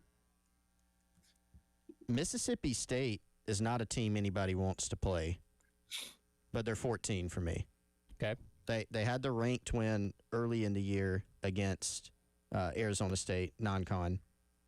But sitting here right now, they are... Honestly, I might have put Auburn below them, personally. I would Yes. too. Yes. I missed that. I was kind of mapping it out here, and I missed it. So Auburn is 14 for me. Mm-hmm. Then Mississippi State. Then here's a weird one. Okay. Texas. Ooh. Yeah, I was wondering where we're going to have Texas at. So you have Texas only above Mississippi State, Auburn, Arkansas, and Kentucky. Yep. And I have a feeling that might change, but Texas is going to play Oklahoma next. Yeah. You know, they might take another L. At the end of the day, you have to get past like the eyeball test and what you think a team is and the recruiting rankings and how talented they are and how good they should be. Sure. And just say this is what your record is. So would that just by the fact they played this weekend, would you put Florida at 11 then? Just because, like, Nope. No? Well, maybe. So I'm having trouble with Florida and South Carolina. Okay. All right. And I think they're probably in you know, interchangeably in those spots. Because Florida has a more impressive win based on what we think of Texas over Kentucky. That is But a a good less point. impressive record. Less impressive record. It's a good point. It's a tough one. It is. So Jack, your thoughts on that real quick? I think I'd probably put Florida a spot ahead of South Carolina right now. Because, look, Carolina's SEC win came over Kentucky, but besides that, didn't play particularly great against Vanderbilt at all, and played well at times against Missouri, but still not enough to win. Florida's had a lot of their own issues this year, but at the end of the day, they did look really solid against Texas. So right now, I would say that gives me more than enough of a reason to put Florida one spot ahead of South Carolina. what do you think, Tyler? I think that's fair. Again, like when you say it out loud, you're like, no, that doesn't make sense. But Yeah. again, Carolina has underachieved in a lot of ways this year, particularly offensively. We think Vanderbilt's a pretty good team, but that was a pretty sizable loss. And you Didn't have a starting Sellers. quarterback. Didn't have a starting quarterback Second for half that game. You missed opportunities on the road at Missouri, and your one conference win is, and again, we just ranked Kentucky 16th, is less impressive than Florida's one conference win. So it's not by a wide margin, but I guess, yeah, that would probably put Florida right now ahead of them at 10 and Carolina at 11. Yeah, the thing about Florida is that the loss to South Florida, they're sitting there at 2-3 overall, so they have a losing record. So you can kind of split hairs there. Sure. And then you're kind of going into what you think, again, you're trying to stay away from what you think the team is or could be versus what they've done so far. So I think you can make an argument and a good one either way. So that puts us at 13, 12. At the middle 10. 5. So, yeah, so 5 through 10. Well, let me reverse it. All right. Number 5, Georgia. Okay. Still a really good team. Lost a close one to Bama. I still think they're capable of probably beating almost anybody. All right. I got them at 5. Jack? I would go with Georgia at 5 as well. I wanted to put Missouri here, but I think Georgia, number 1, has the more impressive win on the schedule so far over Tennessee. And, yeah, I know they lost to Alabama, but at the end of the day, that was a pretty close game, 1-score loss to what is a really good Alabama team. So I would go with Georgia at 5, and then I'd put Missouri right behind them at 6. That's what I got. I think that's fair. And, again, Georgia, despite losing to Alabama, still played their way back into that game after getting down early. And if they don't decide to go for it on 4th down, who knows what happens. But, yeah, the win on the road in Knoxville, definitely a feather in their cap there. And Missouri just hasn't, and, again, one of those wins is against Carolina, hasn't had the opportunity to really, wow anybody yet. Now they're going to take on Alabama this weekend, so there's your opportunity. But I don't think anybody looks at any of their wins yet and is like, oh, my God, wow, I can't believe they won that game type thing. They just haven't had those kind of opponents yet to this point to really say, okay, well, they're in that upper tier of the SEC just yet. 5-0, 1-0 in the conference. Only played the one conference game against Carolina. Close win. So on one hand, you go, okay, they don't have the impressive win, or even that, if you want to get into the whole quality loss like we just did with Georgia, they don't have that. Right. But you can't also ding them a lot because they've won every game that they've had in front of them. So we have the middle 3 of 7, 8, and 9 between LSU, Tennessee, and Vanderbilt. So I've got, in this order, Tennessee at 7. Okay. Vanderbilt, and then LSU. All right. Jack, your thoughts? I actually have the same exact thing, to be honest. I think you look at putting LSU behind Tennessee and Vanderbilt. I just don't think LSU has played particularly great yet. They have the one loss to Ole Miss. But, some of the non-conference games they've had, they beat Clemson early on in the year, but that win is looking a lot less impressive now, even though it was on the road at Memorial Stadium. End of the day, Vanderbilt lost one game to Alabama, a very good Alabama team at that. They've looked really sharp otherwise, so I think it makes sense to put them ahead of LSU at this point, just because LSU has not looked completely like the version of LSU I think a lot of people were expecting this year. Yeah, I think that's fair. And I go with, looking at Tennessee and Vanderbilt, both teams exceeding expectations from where a lot of people thought they were going to be. And look, I thought Tennessee was primed for like a 6-6 down type of year, considering everything that happened in the offseason with the quarterback and all that kind of stuff. And they're playing extremely good right now. Vanderbilt, again, we didn't know if last year was going to be a flash in the pan or if that was the start of a trend for them. But even with the loss to Alabama on Saturday, I still think they're a very good team capable of maybe winning 8 or 9 games this year. And again, where we thought LSU would have surefire been one of the teams who said was going to be in the top 4 of this thing, when the season started, they've underachieved. And some of that has to do with Nussmeier and, his potential injury that he's working with, the inability to run the ball. So they just have not been as impressive as we thought they were going to be, considering what this team was a year ago and what we expect out of them this year. So, yeah, I would have to say that's pretty fair. Now, again, next week, with all the teams playing each other in a conference this weekend, this is all going to drastically change. And Missouri could shoot up to being number 1 and number 2 based on how they play Alabama. Carolina could jump into the top, 7 or 8, or they could fall all the way down to 15. Who knows? That's how fluid this year's been, and kind of highlights how much parity we really have in college football right now. Yeah, I mean, I was just looking through the list again, and I'm like, man, I don't feel good about any of these picks, I mean, I feel like you could – I don't know who number 1 is for sure. I think you could pick any of the top – frankly, y'all, you could at this point, you could probably pick any of the top, 6 and make a pretty compelling case that any of them are number 1. I might even extend that down to 7 with Tennessee. You might. Because, when I kind of draw the line of, the top to the second tier in the SEC, I think it's kind of like that 1 through 7 and then everybody else below that right now. What do you think, Jack?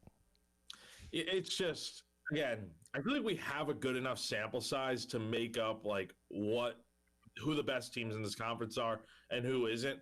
But I feel like there's some teams that definitely have not performed to the level that we expect so far. Again, LSU is that perfect example of a team that I did not think we were going to have kind of at the back half of the top 16 in these rankings, but here we are just because they haven't fully lived up to the hype.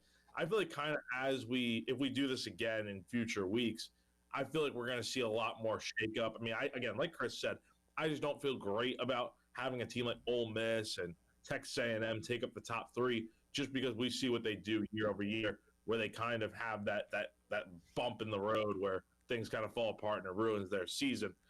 We'll see if that can actually change this year. But right now, I mean, I feel like it's going to change drastically over the next few weeks. Really highlights how wide open the season of college football has been, particularly when we talk about the SEC. We'll come back, wrap up the hour, hit the oddities of college football. What weird things happened around the sport over the weekend? That's coming up next on the Garnet Trust Hour, presented by Krantz Cooling and Heating on your Tuesday on the Game.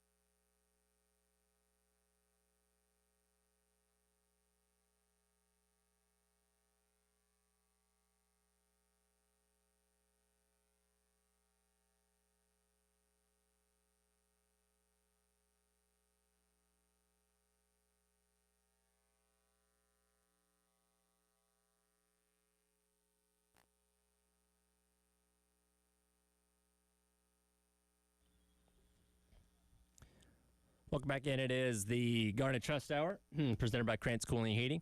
It's all right, Chris Clark and Jack Belcher wrapping up the hour here on your Tuesday on the game. Time for the oddities of college football, weird and interesting things that happened over Week 6 of the 2025 season. We'll start off, and this isn't as weird as it is impressive. We go to the FCS ranks. Western Carolina quarterback Teron Dickens shattered the NCAA record when he completed his first 46 passes in his team's win over Wofford on Saturday. He went 53 of 56 in this game. You want to talk about being on a hot streak to start a game. 46 consecutive passes before he threw his first incompletion. Did anybody look up the average? What is the ADOT? Yes. I do. I have that in front of me. Now, it's like 2.2. He was hitting a lot of high percentage throws. His ADOT is 4.3 in this game. Oh, my. The majority of his throws came less than 10 yards past the line of scrimmage. So he was 26 of 28 between 0 and 9 yards, 18 of 18 behind the line of scrimmage, 9 of 11 from 10 to 19 yards. Only took one deep shot, and he was 0 for 1 on that. So, yes, they did. He wasn't airing it out necessarily, but he was hitting the throws that mattered and getting his team completions and keeping the chains moving. There's so many elements that are fascinating to this. So I went back and I didn't really remember him from recruiting. He's from Miami. He played at Miami Northwestern. And I went back and watched some of his stuff. He has I think he's cleaned it up a little bit. Very unique release. It's like a really high, like elongated release. And then you got to figure when you're putting up a stat like that, you're not throwing the ball downfield a ton. Sure. Maybe a little bit in there. So their offense has kind of some unique. I mean, that's their offense. Like, we're going high percentage throws. 3-3 on the season, so it's not like they're having a great year. But, yeah, I mean, kudos to him. What a performance. Now you have a record. He does. And this was my we did the random games for staff picks last week, and this was my game of the week, and I thought it was going to be a blowout. I think I had like 49-21. It ends up being I think a 2-point win for Western Carolina on basically a walk-off field goal at the end of the game. So, just a crazy stat line. You would think a guy that threw 53 for 56 passing would throw for more yards. Like, probably like you're thinking like, 500 yards passing, however many touchdowns. Again, like you guys mentioned before with some of the more in-depth numbers, only 378 yards through the air. I mean, that's just it's crazy. It's crazy to think about. So, well, he's got a record and his team got a win, so that's what matters at the end of the day. We're in the month of October, and if you happen to catch a glimpse in this game, you would have thought Wyoming, UNLV were playing in the snow. They were not. Apparently, hail came through the area out there in Laramie before the game, and they quite literally played on top of hail and ice on Saturday for Wyoming and UNLV. Quite a interesting sight to view this game. I missed that. You didn't see this? I didn't see it at all. If you look it up, it's very bizarre. It looks like snow, but it's not. It is strange. So it's crazy that we're talking about this because we mentioned, I think last week, that guy G-Fed who went to South Carolina game last week. I actually stumbled upon his video from this game last night, and I'm watching. I'm like, it's snowing and hailing out in Wyoming, and at the time when this game was going on, it was like October 4th, October 3rd. So, I mean, we're talking about early October, and it's completely just a winter out there, I guess, in Wyoming. Which, well, it can be. I don't know what the earliest it snows out there or hails or whatever out there in Wyoming, but I feel like this is very, very early. Well, it doesn't have to be cold for it to hail. It can hail in, I think it was like 60 degrees. Like, it can hail in warm weather. I don't know what this is. I'm looking this up now. Isn't it crazy? You said it's 60 degrees. I thought it was like 60 degrees from something I read out there. Watching the video G-Fed put out there, it looked like it was freezing at this game. There's some people in jackets, but they don't look like they're. Yeah, but they're probably used to it though. That's the thing. But that's true. Yeah. No, that is really weird, and there is some I don't know. I'm not a meteorologist. There's some kind of piles here on the sideline. I don't know if it's snow, ice, hail. I don't know what it is. UNLV blocked 2 punts instantly for touchdowns in that game. So Wyoming was clearly affected in the kicking game by whatever this weird weather anomaly was. Yeah, pretty bizarre. We'll stay out into the West Coast. BYU ran a fake field goal against West Virginia. Never seen one like this before, where the holder fakes between his legs to the kicker and then keeps it. I've seen a lot of unique fake field goals be run. That one's definitely up there. Like he faked like he was going to almost second snap it to the field goal kicker, and then he just kept it himself and ran for the first down. I'm watching this video, and I'm just, what was the point in fake almost snap? I mean, well, I you guess can to kind of throw them off a little bit more. It's almost like a play action, right? You're diverting their attention, even if just slightly, to the field goal kicker, to where you have a lane to run through, which he did, and he got the first down, it looks like. But yeah, I haven't seen that one before. A huge holder on through right there. I mean, the blocking on this play looked pretty good, honestly. Helped me picked up. I'm watching the video. I don't know if it was for. I'm guessing it was for a first down, right? I mean, yeah. So that was BYU. You said BYU and West Virginia. Yeah, last year they pulled a double snap. Did they? Against UCF. Yeah, I was trying to find video of the one. So they snap it to the holder, and the holder literally snapped it through his legs. So they faked that this time. Yeah. Wow. Because they put the other one on tape. Some good beamer ball right there. Been ready for that. They weren't ready for the other one. That's the oddities of college football. Gamecock Central Takeover Hour presented by Firehouse Subs up next on your Tuesday here on the game.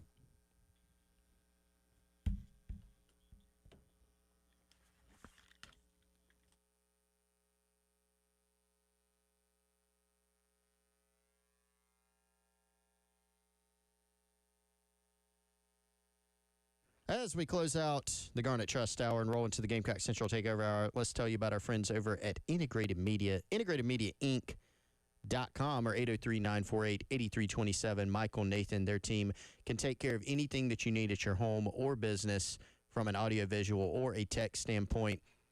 You know, if you noticed at your home as you're watching all the college football action, you got everybody else in your house using their tablets, TV upstairs in a different room, other devices, or if you've got dead spots outside or in certain areas of your home, they can take care of that for you. They did that at Wes's house, came out to my house, helped me put all my old video games on the switchers so you don't have to pull them out and, go through all those cords. They mounted TVs at my house. They can do all of that and more, including complete smart home systems where you can control your lights, devices, and thermostats from the touch of a button, whether you're at home or away. Super convenient, super modern. Make your home a smart home with Integrated Media, 803-948-8327.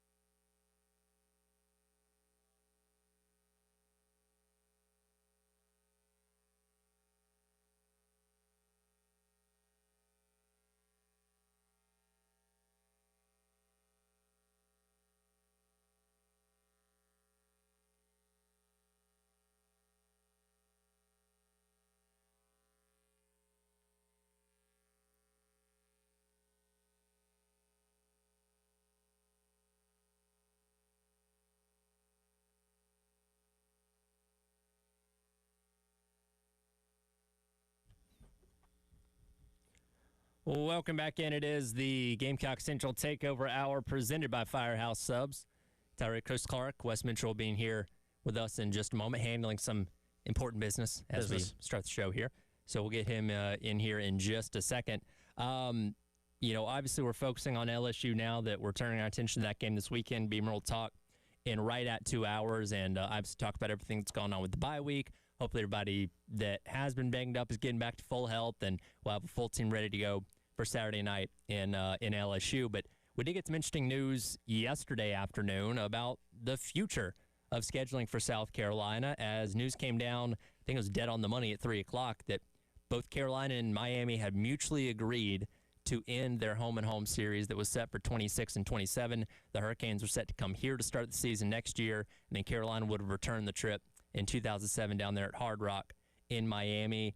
I think the consensus is people are sad to see it gone, but not surprised that it went, considering where scheduling is now. 10-game conference schedule coming, or 9-game conference schedule coming up, and already having the baked-in requirement of one Power 4 opponent, which is obviously satisfied by Clemson every single year. So not surprising this one went by the wayside. Yeah, I mean, South Carolina, and we also have more clarity on, of course, what that conference schedule was going to look like. It would be one thing to say, okay, Carolina's going to play, 9 conference games in the SEC. You'd say, okay, but you actually know now who those opponents are going to be, and it is, of course, a tough draw. Shane Beamer's talked about this in the past, and that, hey, if we coaches, I mean, we can say our piece on it. If we play 9 games, hey, we'll play 9 games. That's what we're going to do. His whole thing has been in the college football playoff era that he thinks that everybody should play 9 games, right? Yep. And we're now, of course, getting closer to that. But South Carolina is in that unique position in that they do play Clemson every year, who are not having the type of year that they're accustomed to there. But that's been a team that's not only a quality opponent, but they've, been a fixture in the college football playoff since the college football playoff kicked off. They've won a couple national championships in the past 10 years, and they recruit very well. So when you pair not just a 9-game conference schedule, but a 9-game SEC schedule, Clemson, and then you look at it and go, okay, we play Towson. I don't know anything about Towson. It's a game you should probably win. It's a game you should probably win. That's what we know. That's all we probably need to know. But then if you say, oh, well, who's our other non-con? It's Miami, who's on the rise. I mean, maybe one of the best teams in the country this year. I mean, realistically, they could have walked in here next year as defending national champions with how they played this year. Like in game 1. That very well could have been a possibility, right? Right. And so, and you look at next year, I mean, South Carolina's going to have Georgia back on the schedule. Yep. They're going to go to Bama. You got to go at Florida. I mean, it's a grinder, so I think it makes total sense. Now, Miami, and it kind of depends on who, it was mentioned this was a mutual, who reached out first. I don't know that because I've heard different things. But with the ACC going to go to 9 games in the conference as well, also maybe makes sense for Miami. Play your 9 games, get your wins there, go kind of temper the schedule down a little bit to where you can get yourself some more wins padded in that thing. Go play a group of 5. Go play, no offense to, a Florida A&M or something. Go play somebody like that. Well, and because the ACC go into their 9 games, they also require the Power 4 out of conference, much like the SEC and the Big 12 are going to be doing, going forward. But when you look at Miami's schedule, they already have Notre Dame on the schedule. And again, there's that agreement with Notre Dame and the ACC where they play a lot of their teams every single year. So you already have that baked in for 2026. They have a game in Las Vegas, a one-off, not a home-and-home, with Utah in 2027 to start the season. So they've already got 2 games that satisfy that requirement. So they look at that and, much like South Carolina, say, okay, well, why would we put ourselves in a situation to maybe lose another game against a quality opponent when instead, because right now their 26 schedule is already full with Florida A&M and Central Michigan, and then they'll have to seek out one more non-conference game in 2027, which shouldn't be hard to find. But, they play their non-conference games. They already have 2 games that are going to satisfy that non-con requirement, and they're good. So they don't see a reason to challenge themselves anymore. And again, I get it from both sides. It's unfortunate for fans who wanted to see a great matchup, and particularly fans here that have season tickets to Willie B, because that would have been a huge game with a great brand in Miami that hasn't been here in a very, very long time that you're obviously going to end up missing out on. But I get it from both sides. Yeah, it makes total sense for both sides. So, by the way, I mentioned Florida A&M. They actually already play them. Yeah, they do. On the I schedule. see that now. But in I don't know, somebody else. So, in this series between Miami and South Carolina was already scheduled in 2019. I mean, it just shows you how far out these things are. If you go look at South Carolina's schedule on the old handy fbschedules.com, I mean, there's games on there. They have a game against Virginia at Lane Stadium in Blacksburg in 2035. So a freshman in 2035, dialing back my math here, let's go back 18 years. So that kid would have been born in 2017, which means they'd be like, what, 7 or 8 right now? Yeah. So, there are some games on the schedule that, right now the only games obviously scheduled for the year 2035 are Clemson, because you're going to play Clemson. That game is supposed to be here in 9 years. And I think that game will stay on the schedule. It'll stay on the schedule. Yeah. And then at Virginia Tech, we know, unless it changes again, you'll have 9 SEC games. They'll find another opponent, to get to 12. But does that type of game go away? I mean, if Miami's going away in 26 and 27, there's a decent chance. But then you've also got the factor, I mean, Virginia Tech, South Carolina, right now there's a natural tie-in with, Beamer and his ties to Virginia Tech.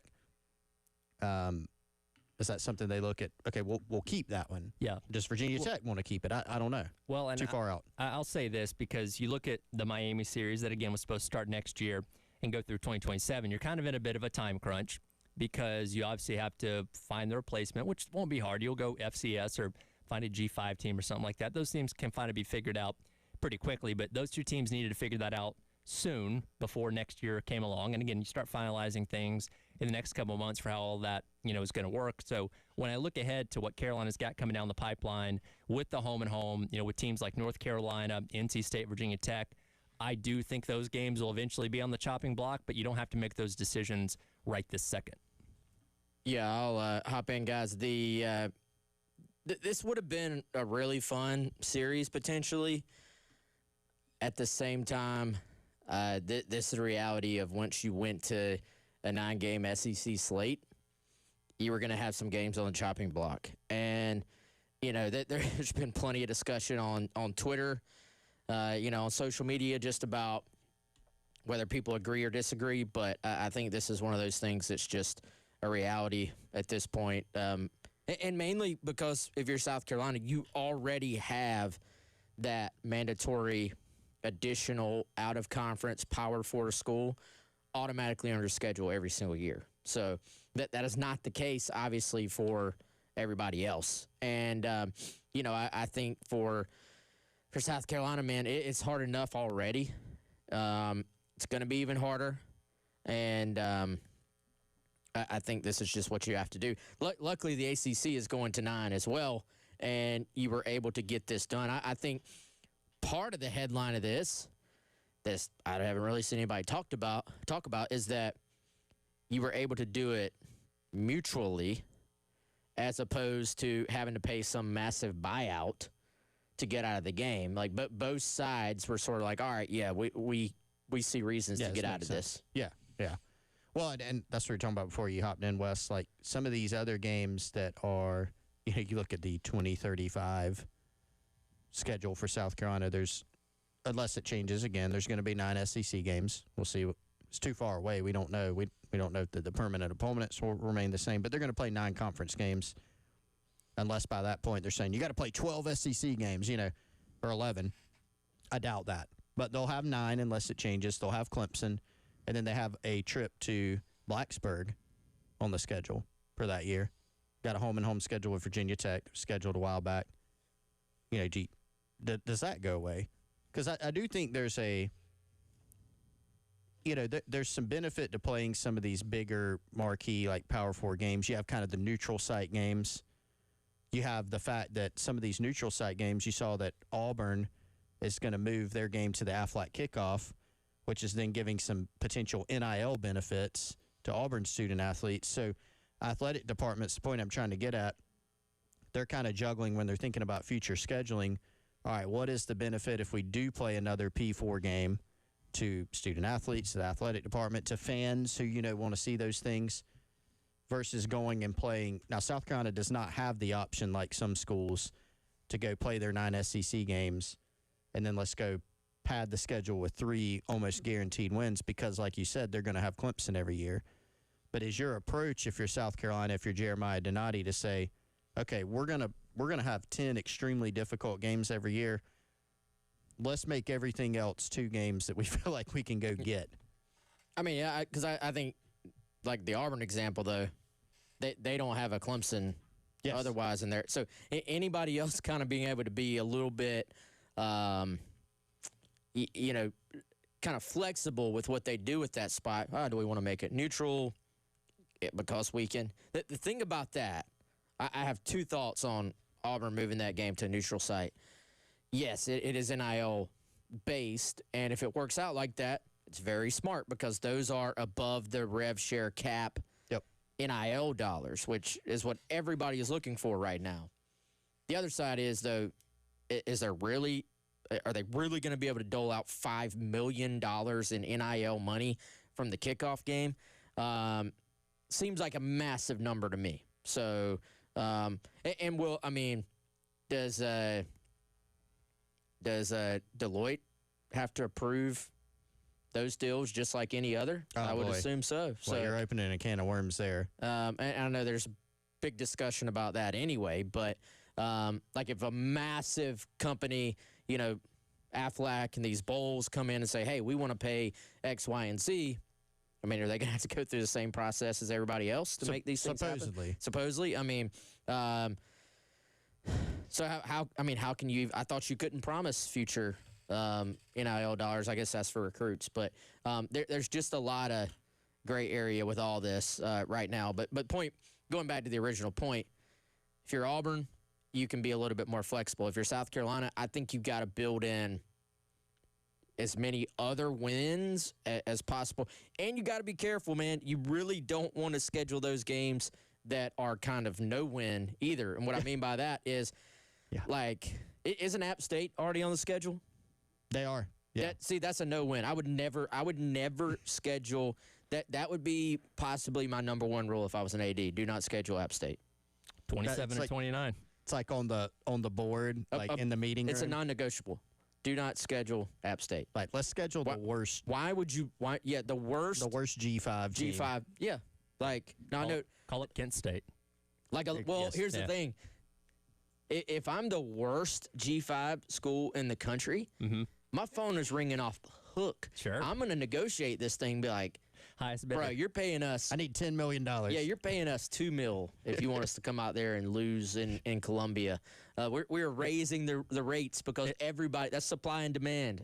Is all Power 4 conferences going to non-conference games the best thing for teams like Kent State, Missouri State, Akron, these teams that are at the bottom of the barrel in the FBS? Because now they're highly more sought valuable after than ever. Yes, they are. Man, we need an easy win. Come on, we'll pay you whatever you want. But the other problem is you got to, given that you have to schedule these games, and there can be shorter turnarounds. Which, to your point, Wes, South Carolina looking for their next opponent. They are replacing games. If the windows are shorter, you're probably going to have to pay more money.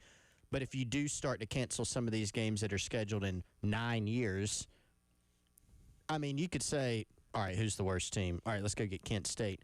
I mean, a few years ago, Kent State was scoring 50 points a game. Yeah. By that time, they might be good again. It's hard might to be the figure best G5 program. They make all this money from being the loser, then they put it back into their program. They end up being good by the time you play them. Yeah. Yes, that's the risk you take. So we'll see what South Carolina does to fill that hole. But again, no series with Miami in the next 2 years. We'll start taking a look at LSU coming up next, as it is game week once again on the Gamecock Central Takeover Hour, presented by Firehouse Subs here on The Game.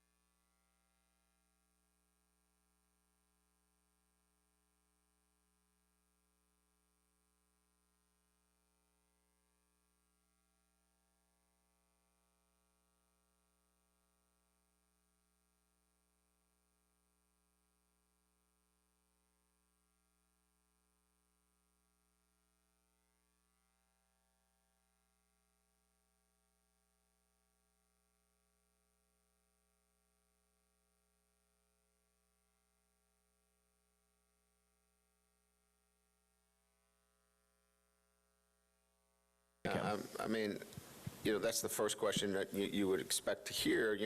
Last year, Sellers, when he was in, hurt us running the football. So first and foremost, we have to have a plan in place to stop the quarterback run. And then you got to keep him in the pocket. He operates best when he's outside the pocket. So, discipline in our pass rush lanes, having a solid scheme up front to take away the quarterback run, and then let him be who he is, right? I mean, he's a quarterback with great talent. He makes plays outside the pocket down the field. We've got to avoid the big chunk plays that are not scripted, and so he's a major focus of what we're doing this week. Welcome back in. It is the Gamecock Central Takeover Hour presented by Firehouse Subs. Tyler West, Chris along with you here on your Tuesday. That the voice of Brian Kelly, the head coach of the LSU Tigers, talking about Lenore Sellers and the challenge he's going to provide to that, he present to that defense coming up on Saturday night in Baton Rouge. And, of course, we'll hear from Coach Beamer coming up here in about 90 minutes and give his thoughts on what he sees out of this Tigers team ahead of Saturday's matchup. And a lot of angles to this game, one of them being the fact that this series has not treated South Carolina very well over the years, seeking their first victory over the Tigers since 1994. That one did come in Baton Rouge, but unfortunately in the past, really 20 or 30 years, the Tigers have had the Gamecocks number quite a bit, and obviously we've seen a lot of really good Tiger teams that have won the SEC and national championships, and unfortunately we still have the sour taste in our mouth over what happened here last year where they escaped with a controversial win, to say the least. Yeah, for sure. And obviously, guys, I mean, just never difficult to go there. And over the years, just beating LSU in general is never an easy thing to do, I should say. And, I think for South Carolina, a lot of this game is about kind of like Beamer has talked about. Can you get back to just being you? Can you get back to maybe potentially playing up to that standard that we thought South Carolina would play to when this season started? And, I think part of that, we talk about the crowd, we talk about the atmosphere and what it's like to go there. But for South Carolina, I think it takes on an even deeper meaning when you look at the number of kind of pre-snap issues that they have had this year. We've talked about that really most of the season. Cleaned some of that up last week. Obviously, that was at home. You're talking about a different thing entirely this week. What does the O-line look like in terms of health?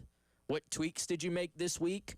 And were you really able to get like 5 set guys out there for those, I guess, 3 additional days you practiced during the bye week and then all week this week?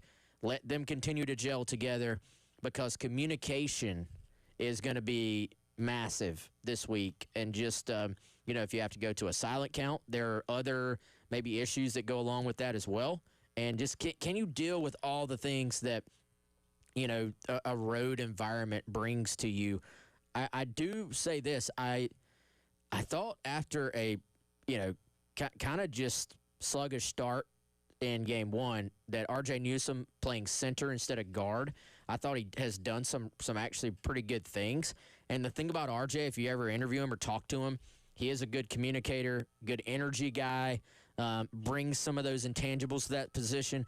I'll be curious to see how do they continue to kind of handle that rotation. Does it continue to be R.J. there? And then, of course, that will factor into those decisions, the rest of the line. And, do you have Case and Henry back? I think that's an important aspect to this as well.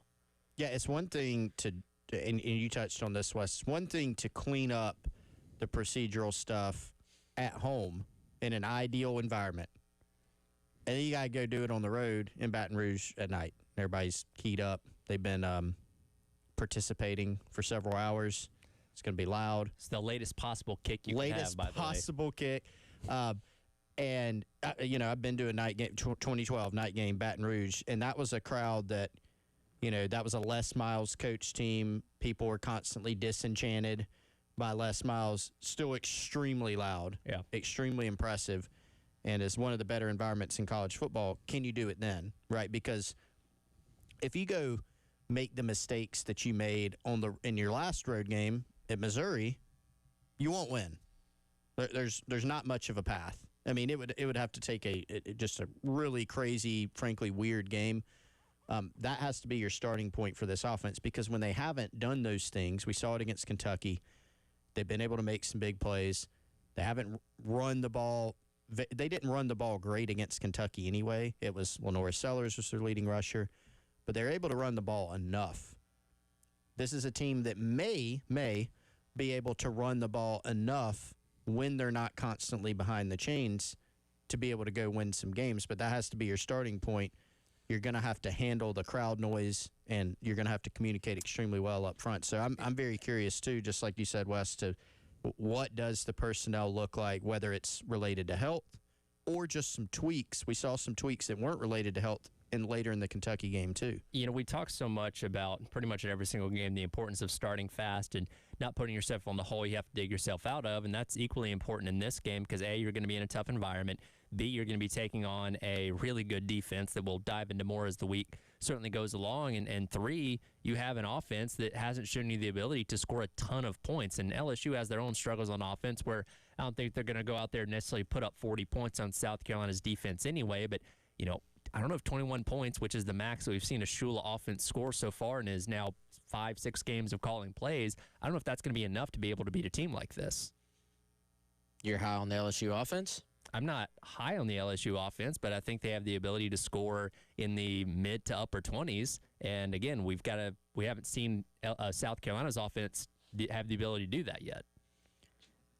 I think for one, there's so many elements to this game.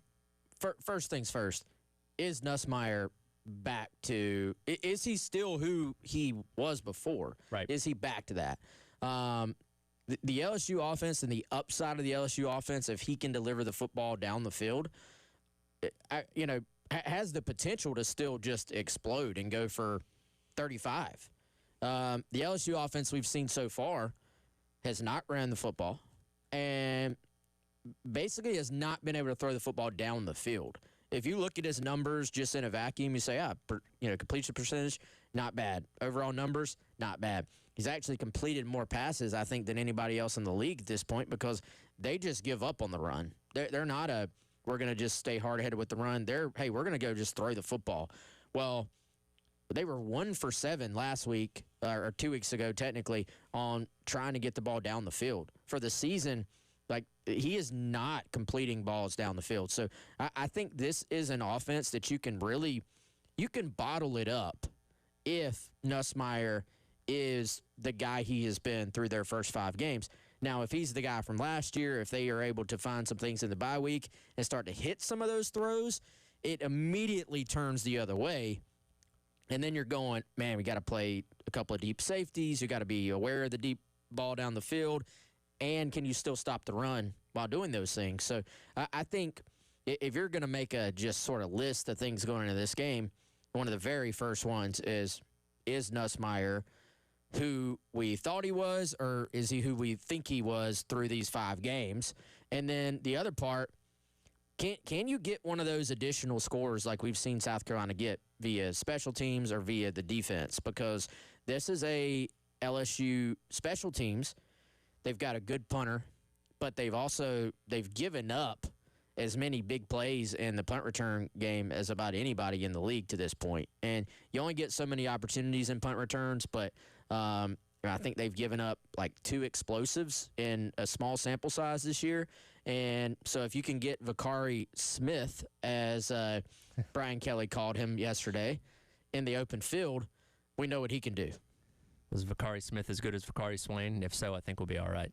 If he's as good as Vakari Swain, then LSU will be in trouble on Saturday because South Carolina will have another special team score, I think. Well, we'll hear what Brian Kelly did have to say about Nussmeier yesterday when talking to the media on the other side as we continue to look at South Carolina's next opponent as the Gamecock Central Takeover Hour presented by Firehouse Subs rolls along here on the game.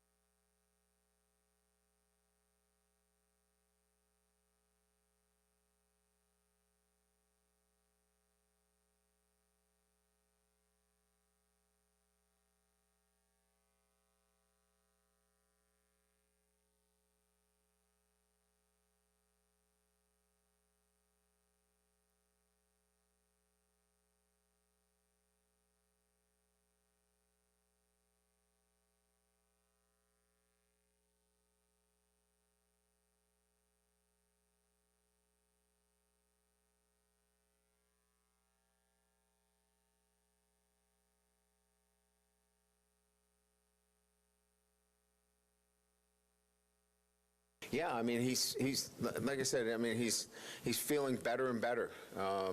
We didn't do a lot with him last week. We wanted to use that as a recovery week for him. Obviously he did a lot with VR. He stayed involved in everything that we're doing, run game checks, blitz checks, things of that nature. But we just cut him down from, the throwing. And obviously we're going to go out today. We'll get a bonus day in terms of being able to practice today. So, our expectations after talking to him is he feels good and he's ready to go.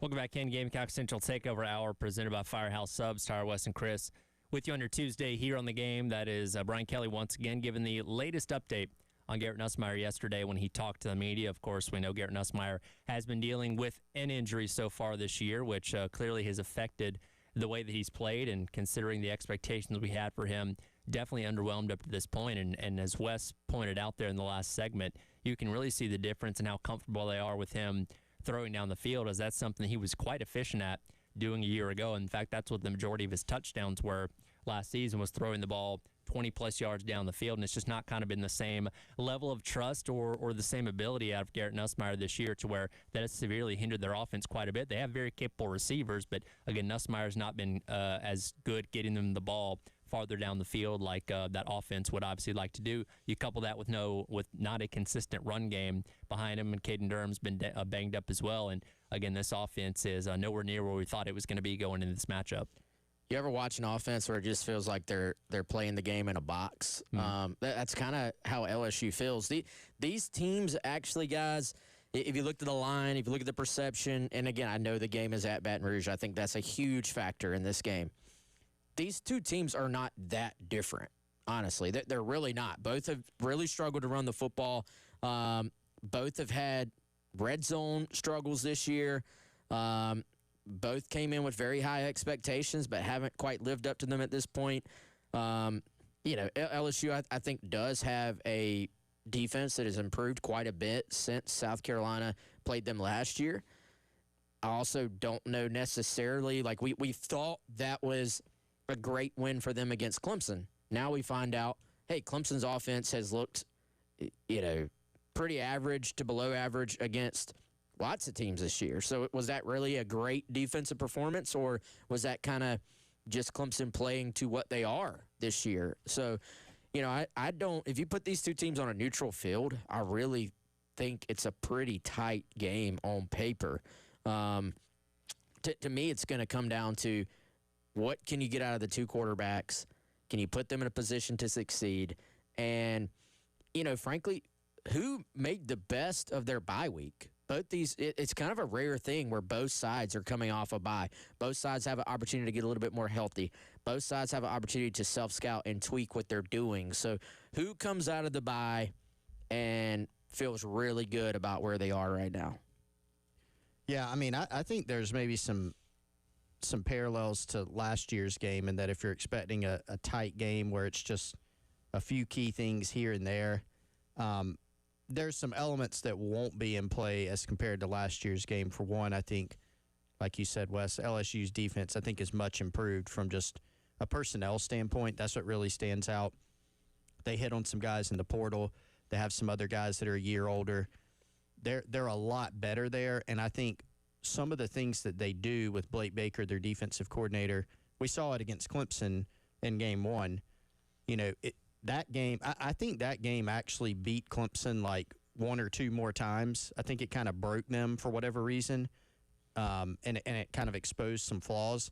LSU will throw pressures at you from a lot of different angles, a lot of different places, and that's something that, frankly, South Carolina struggled with, throughout the season, protecting the passer, missing guys on twists. Then you start thinking about all the blitzes that could be coming in this game.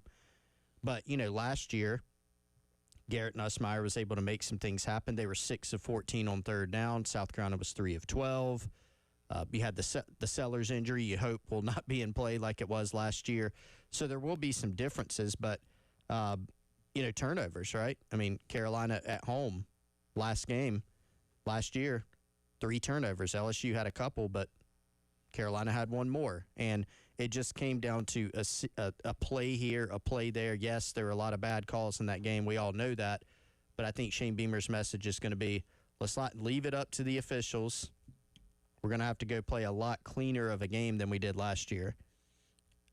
Sometimes I get in this headspace of like saving stuff for later this week. I feel like because the bye week, we already have a decent feel for some of the big factors in this game. So let's just go ahead and start hitting them. LSU's offensive tackles. This is something they talked about in the Ole Miss LSU game.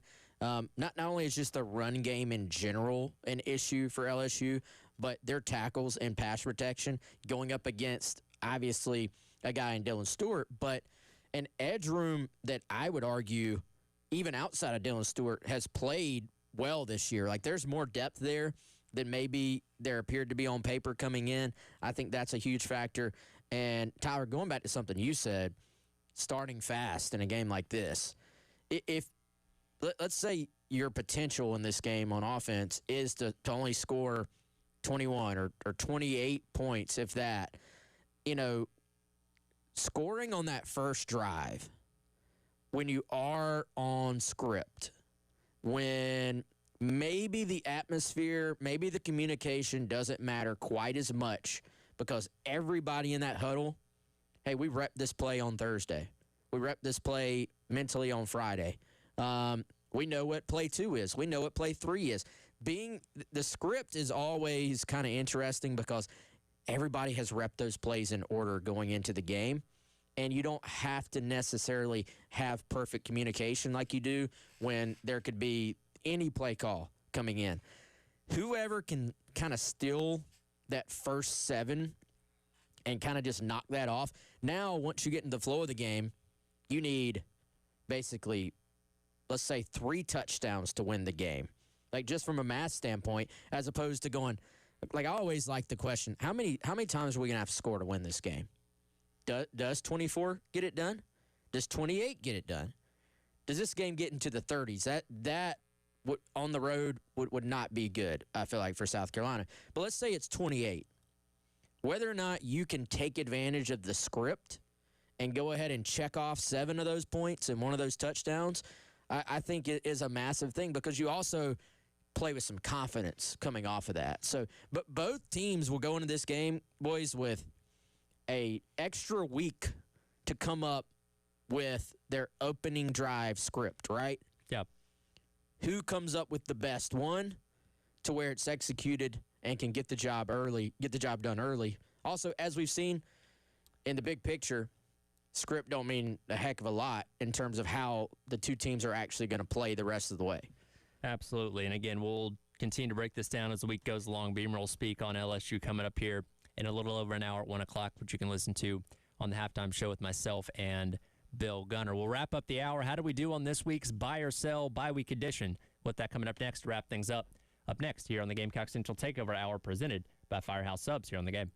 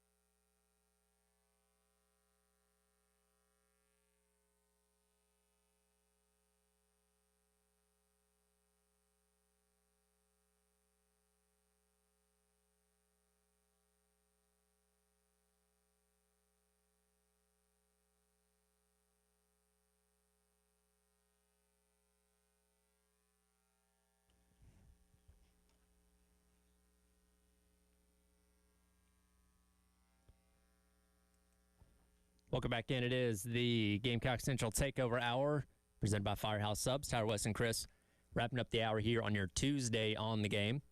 Reminder, as always, the Lawyer Lisa Special Teams Touchdown Contest rolls on to another week. $400 up for grabs this weekend as the Gamecocks head down to Baton Rouge. Go online to 1075thegame.com. Register if you've not already for the Lawyer Lisa Special Teams Touchdown Contest to have your opportunity to win. And also, if you go like them on Facebook, you have the potential to win even more money in the Lower Lisa Special Teams Touchdown Contest. This past weekend was a buy for South Carolina, but we still had our usual buy or sell on Friday. So let's check the results and see how we did. Buy or sell question number 1 from the Alabama-Vanderbilt game. Would one team lead the entire game? We all sold on that, which was correct. Vanderbilt got the early 7-0 lead. Alabama obviously went on to win the game 30-14, and we didn't get into this game as much yesterday. I still think Vanderbilt's still a very good team. Alabama is just really, really good, maybe that much better. Vanderbilt's still capable of maybe being an 8-ish win team this year, but obviously Alabama looking like one of the best teams in the country right now coming away from that one. Ty Simpson, is playing as well as anybody at quarterback in the country right now. Also, Vandy had a couple of key turnovers in this game. If they don't, then, who knows what happens. I am very curious. I know we'll get into it later this week. Missouri and Alabama. It's going to be fun. Very, very interesting game.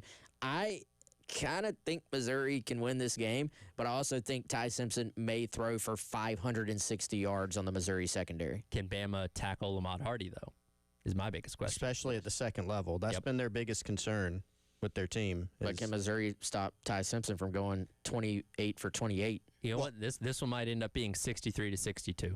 Well, when you look at, Alabama's probably looking at the South Carolina-Missouri game tape where South Carolina's got receivers just running wide open all game long, and that's a concern for somebody that's been, to your point, Wes, that efficient with Ty Simpson. That's going to be a tall order. Buy or sell number 2 was Clemson will trail North Carolina at the half. I did buy that one. I got that one incorrect. You guys both Just got the for fun. point on that one.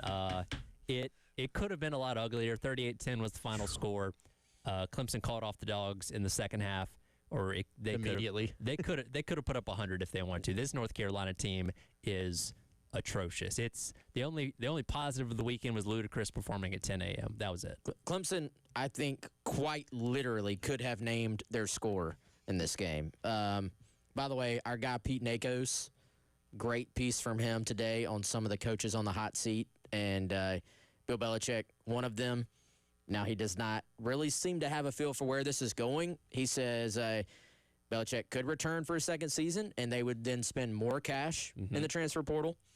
He said he could choose to exit, or they could choose to just pay the buyout, which is essentially what is left on his contract, which is guaranteed through December 31st, 2027. Right now, it's a $30 million contract, I guess. They already overpaid for the roster they have, which is really bad.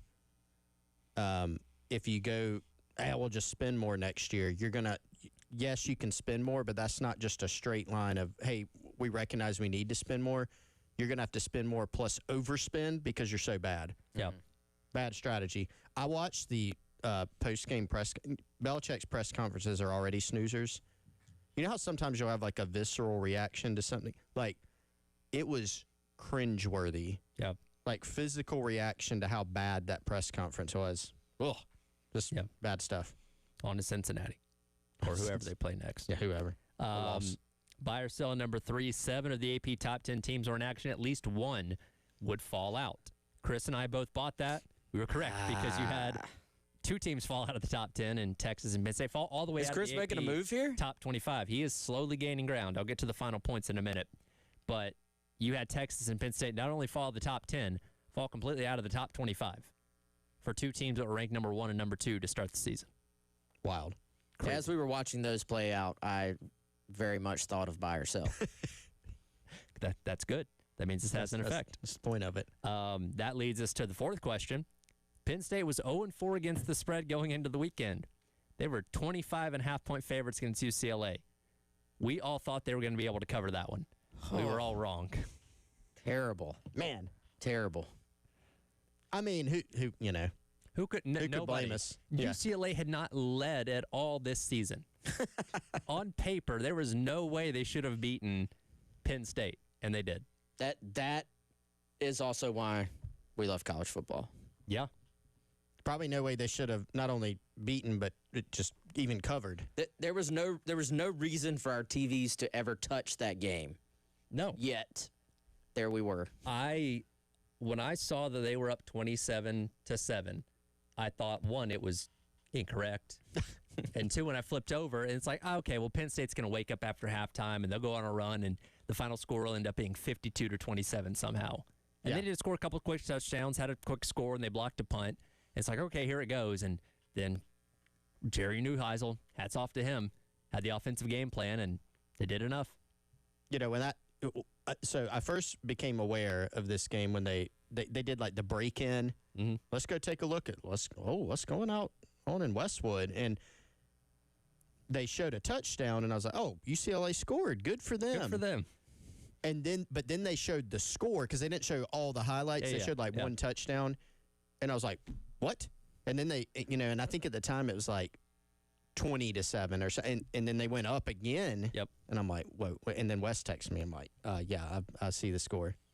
Crazy. Final question was another Power 4 coach gets fired by what it would have been yesterday on Monday, and we noted Napier taking on Texas. You bought this one? Fickle taking on Michigan. So. Wes was the only one to sell, and Wes got the point. I needed that one, boys. I needed that one bad. For the tally right now, Wes and I are tied at 18. Chris is gaining ground at 15, though. All right. What'd you say y'all have? We have 18. 18. Okay, I'm 3 behind. I was 1 up, but I only got 2 right. Wes got 3 right. Chris got also 3 right.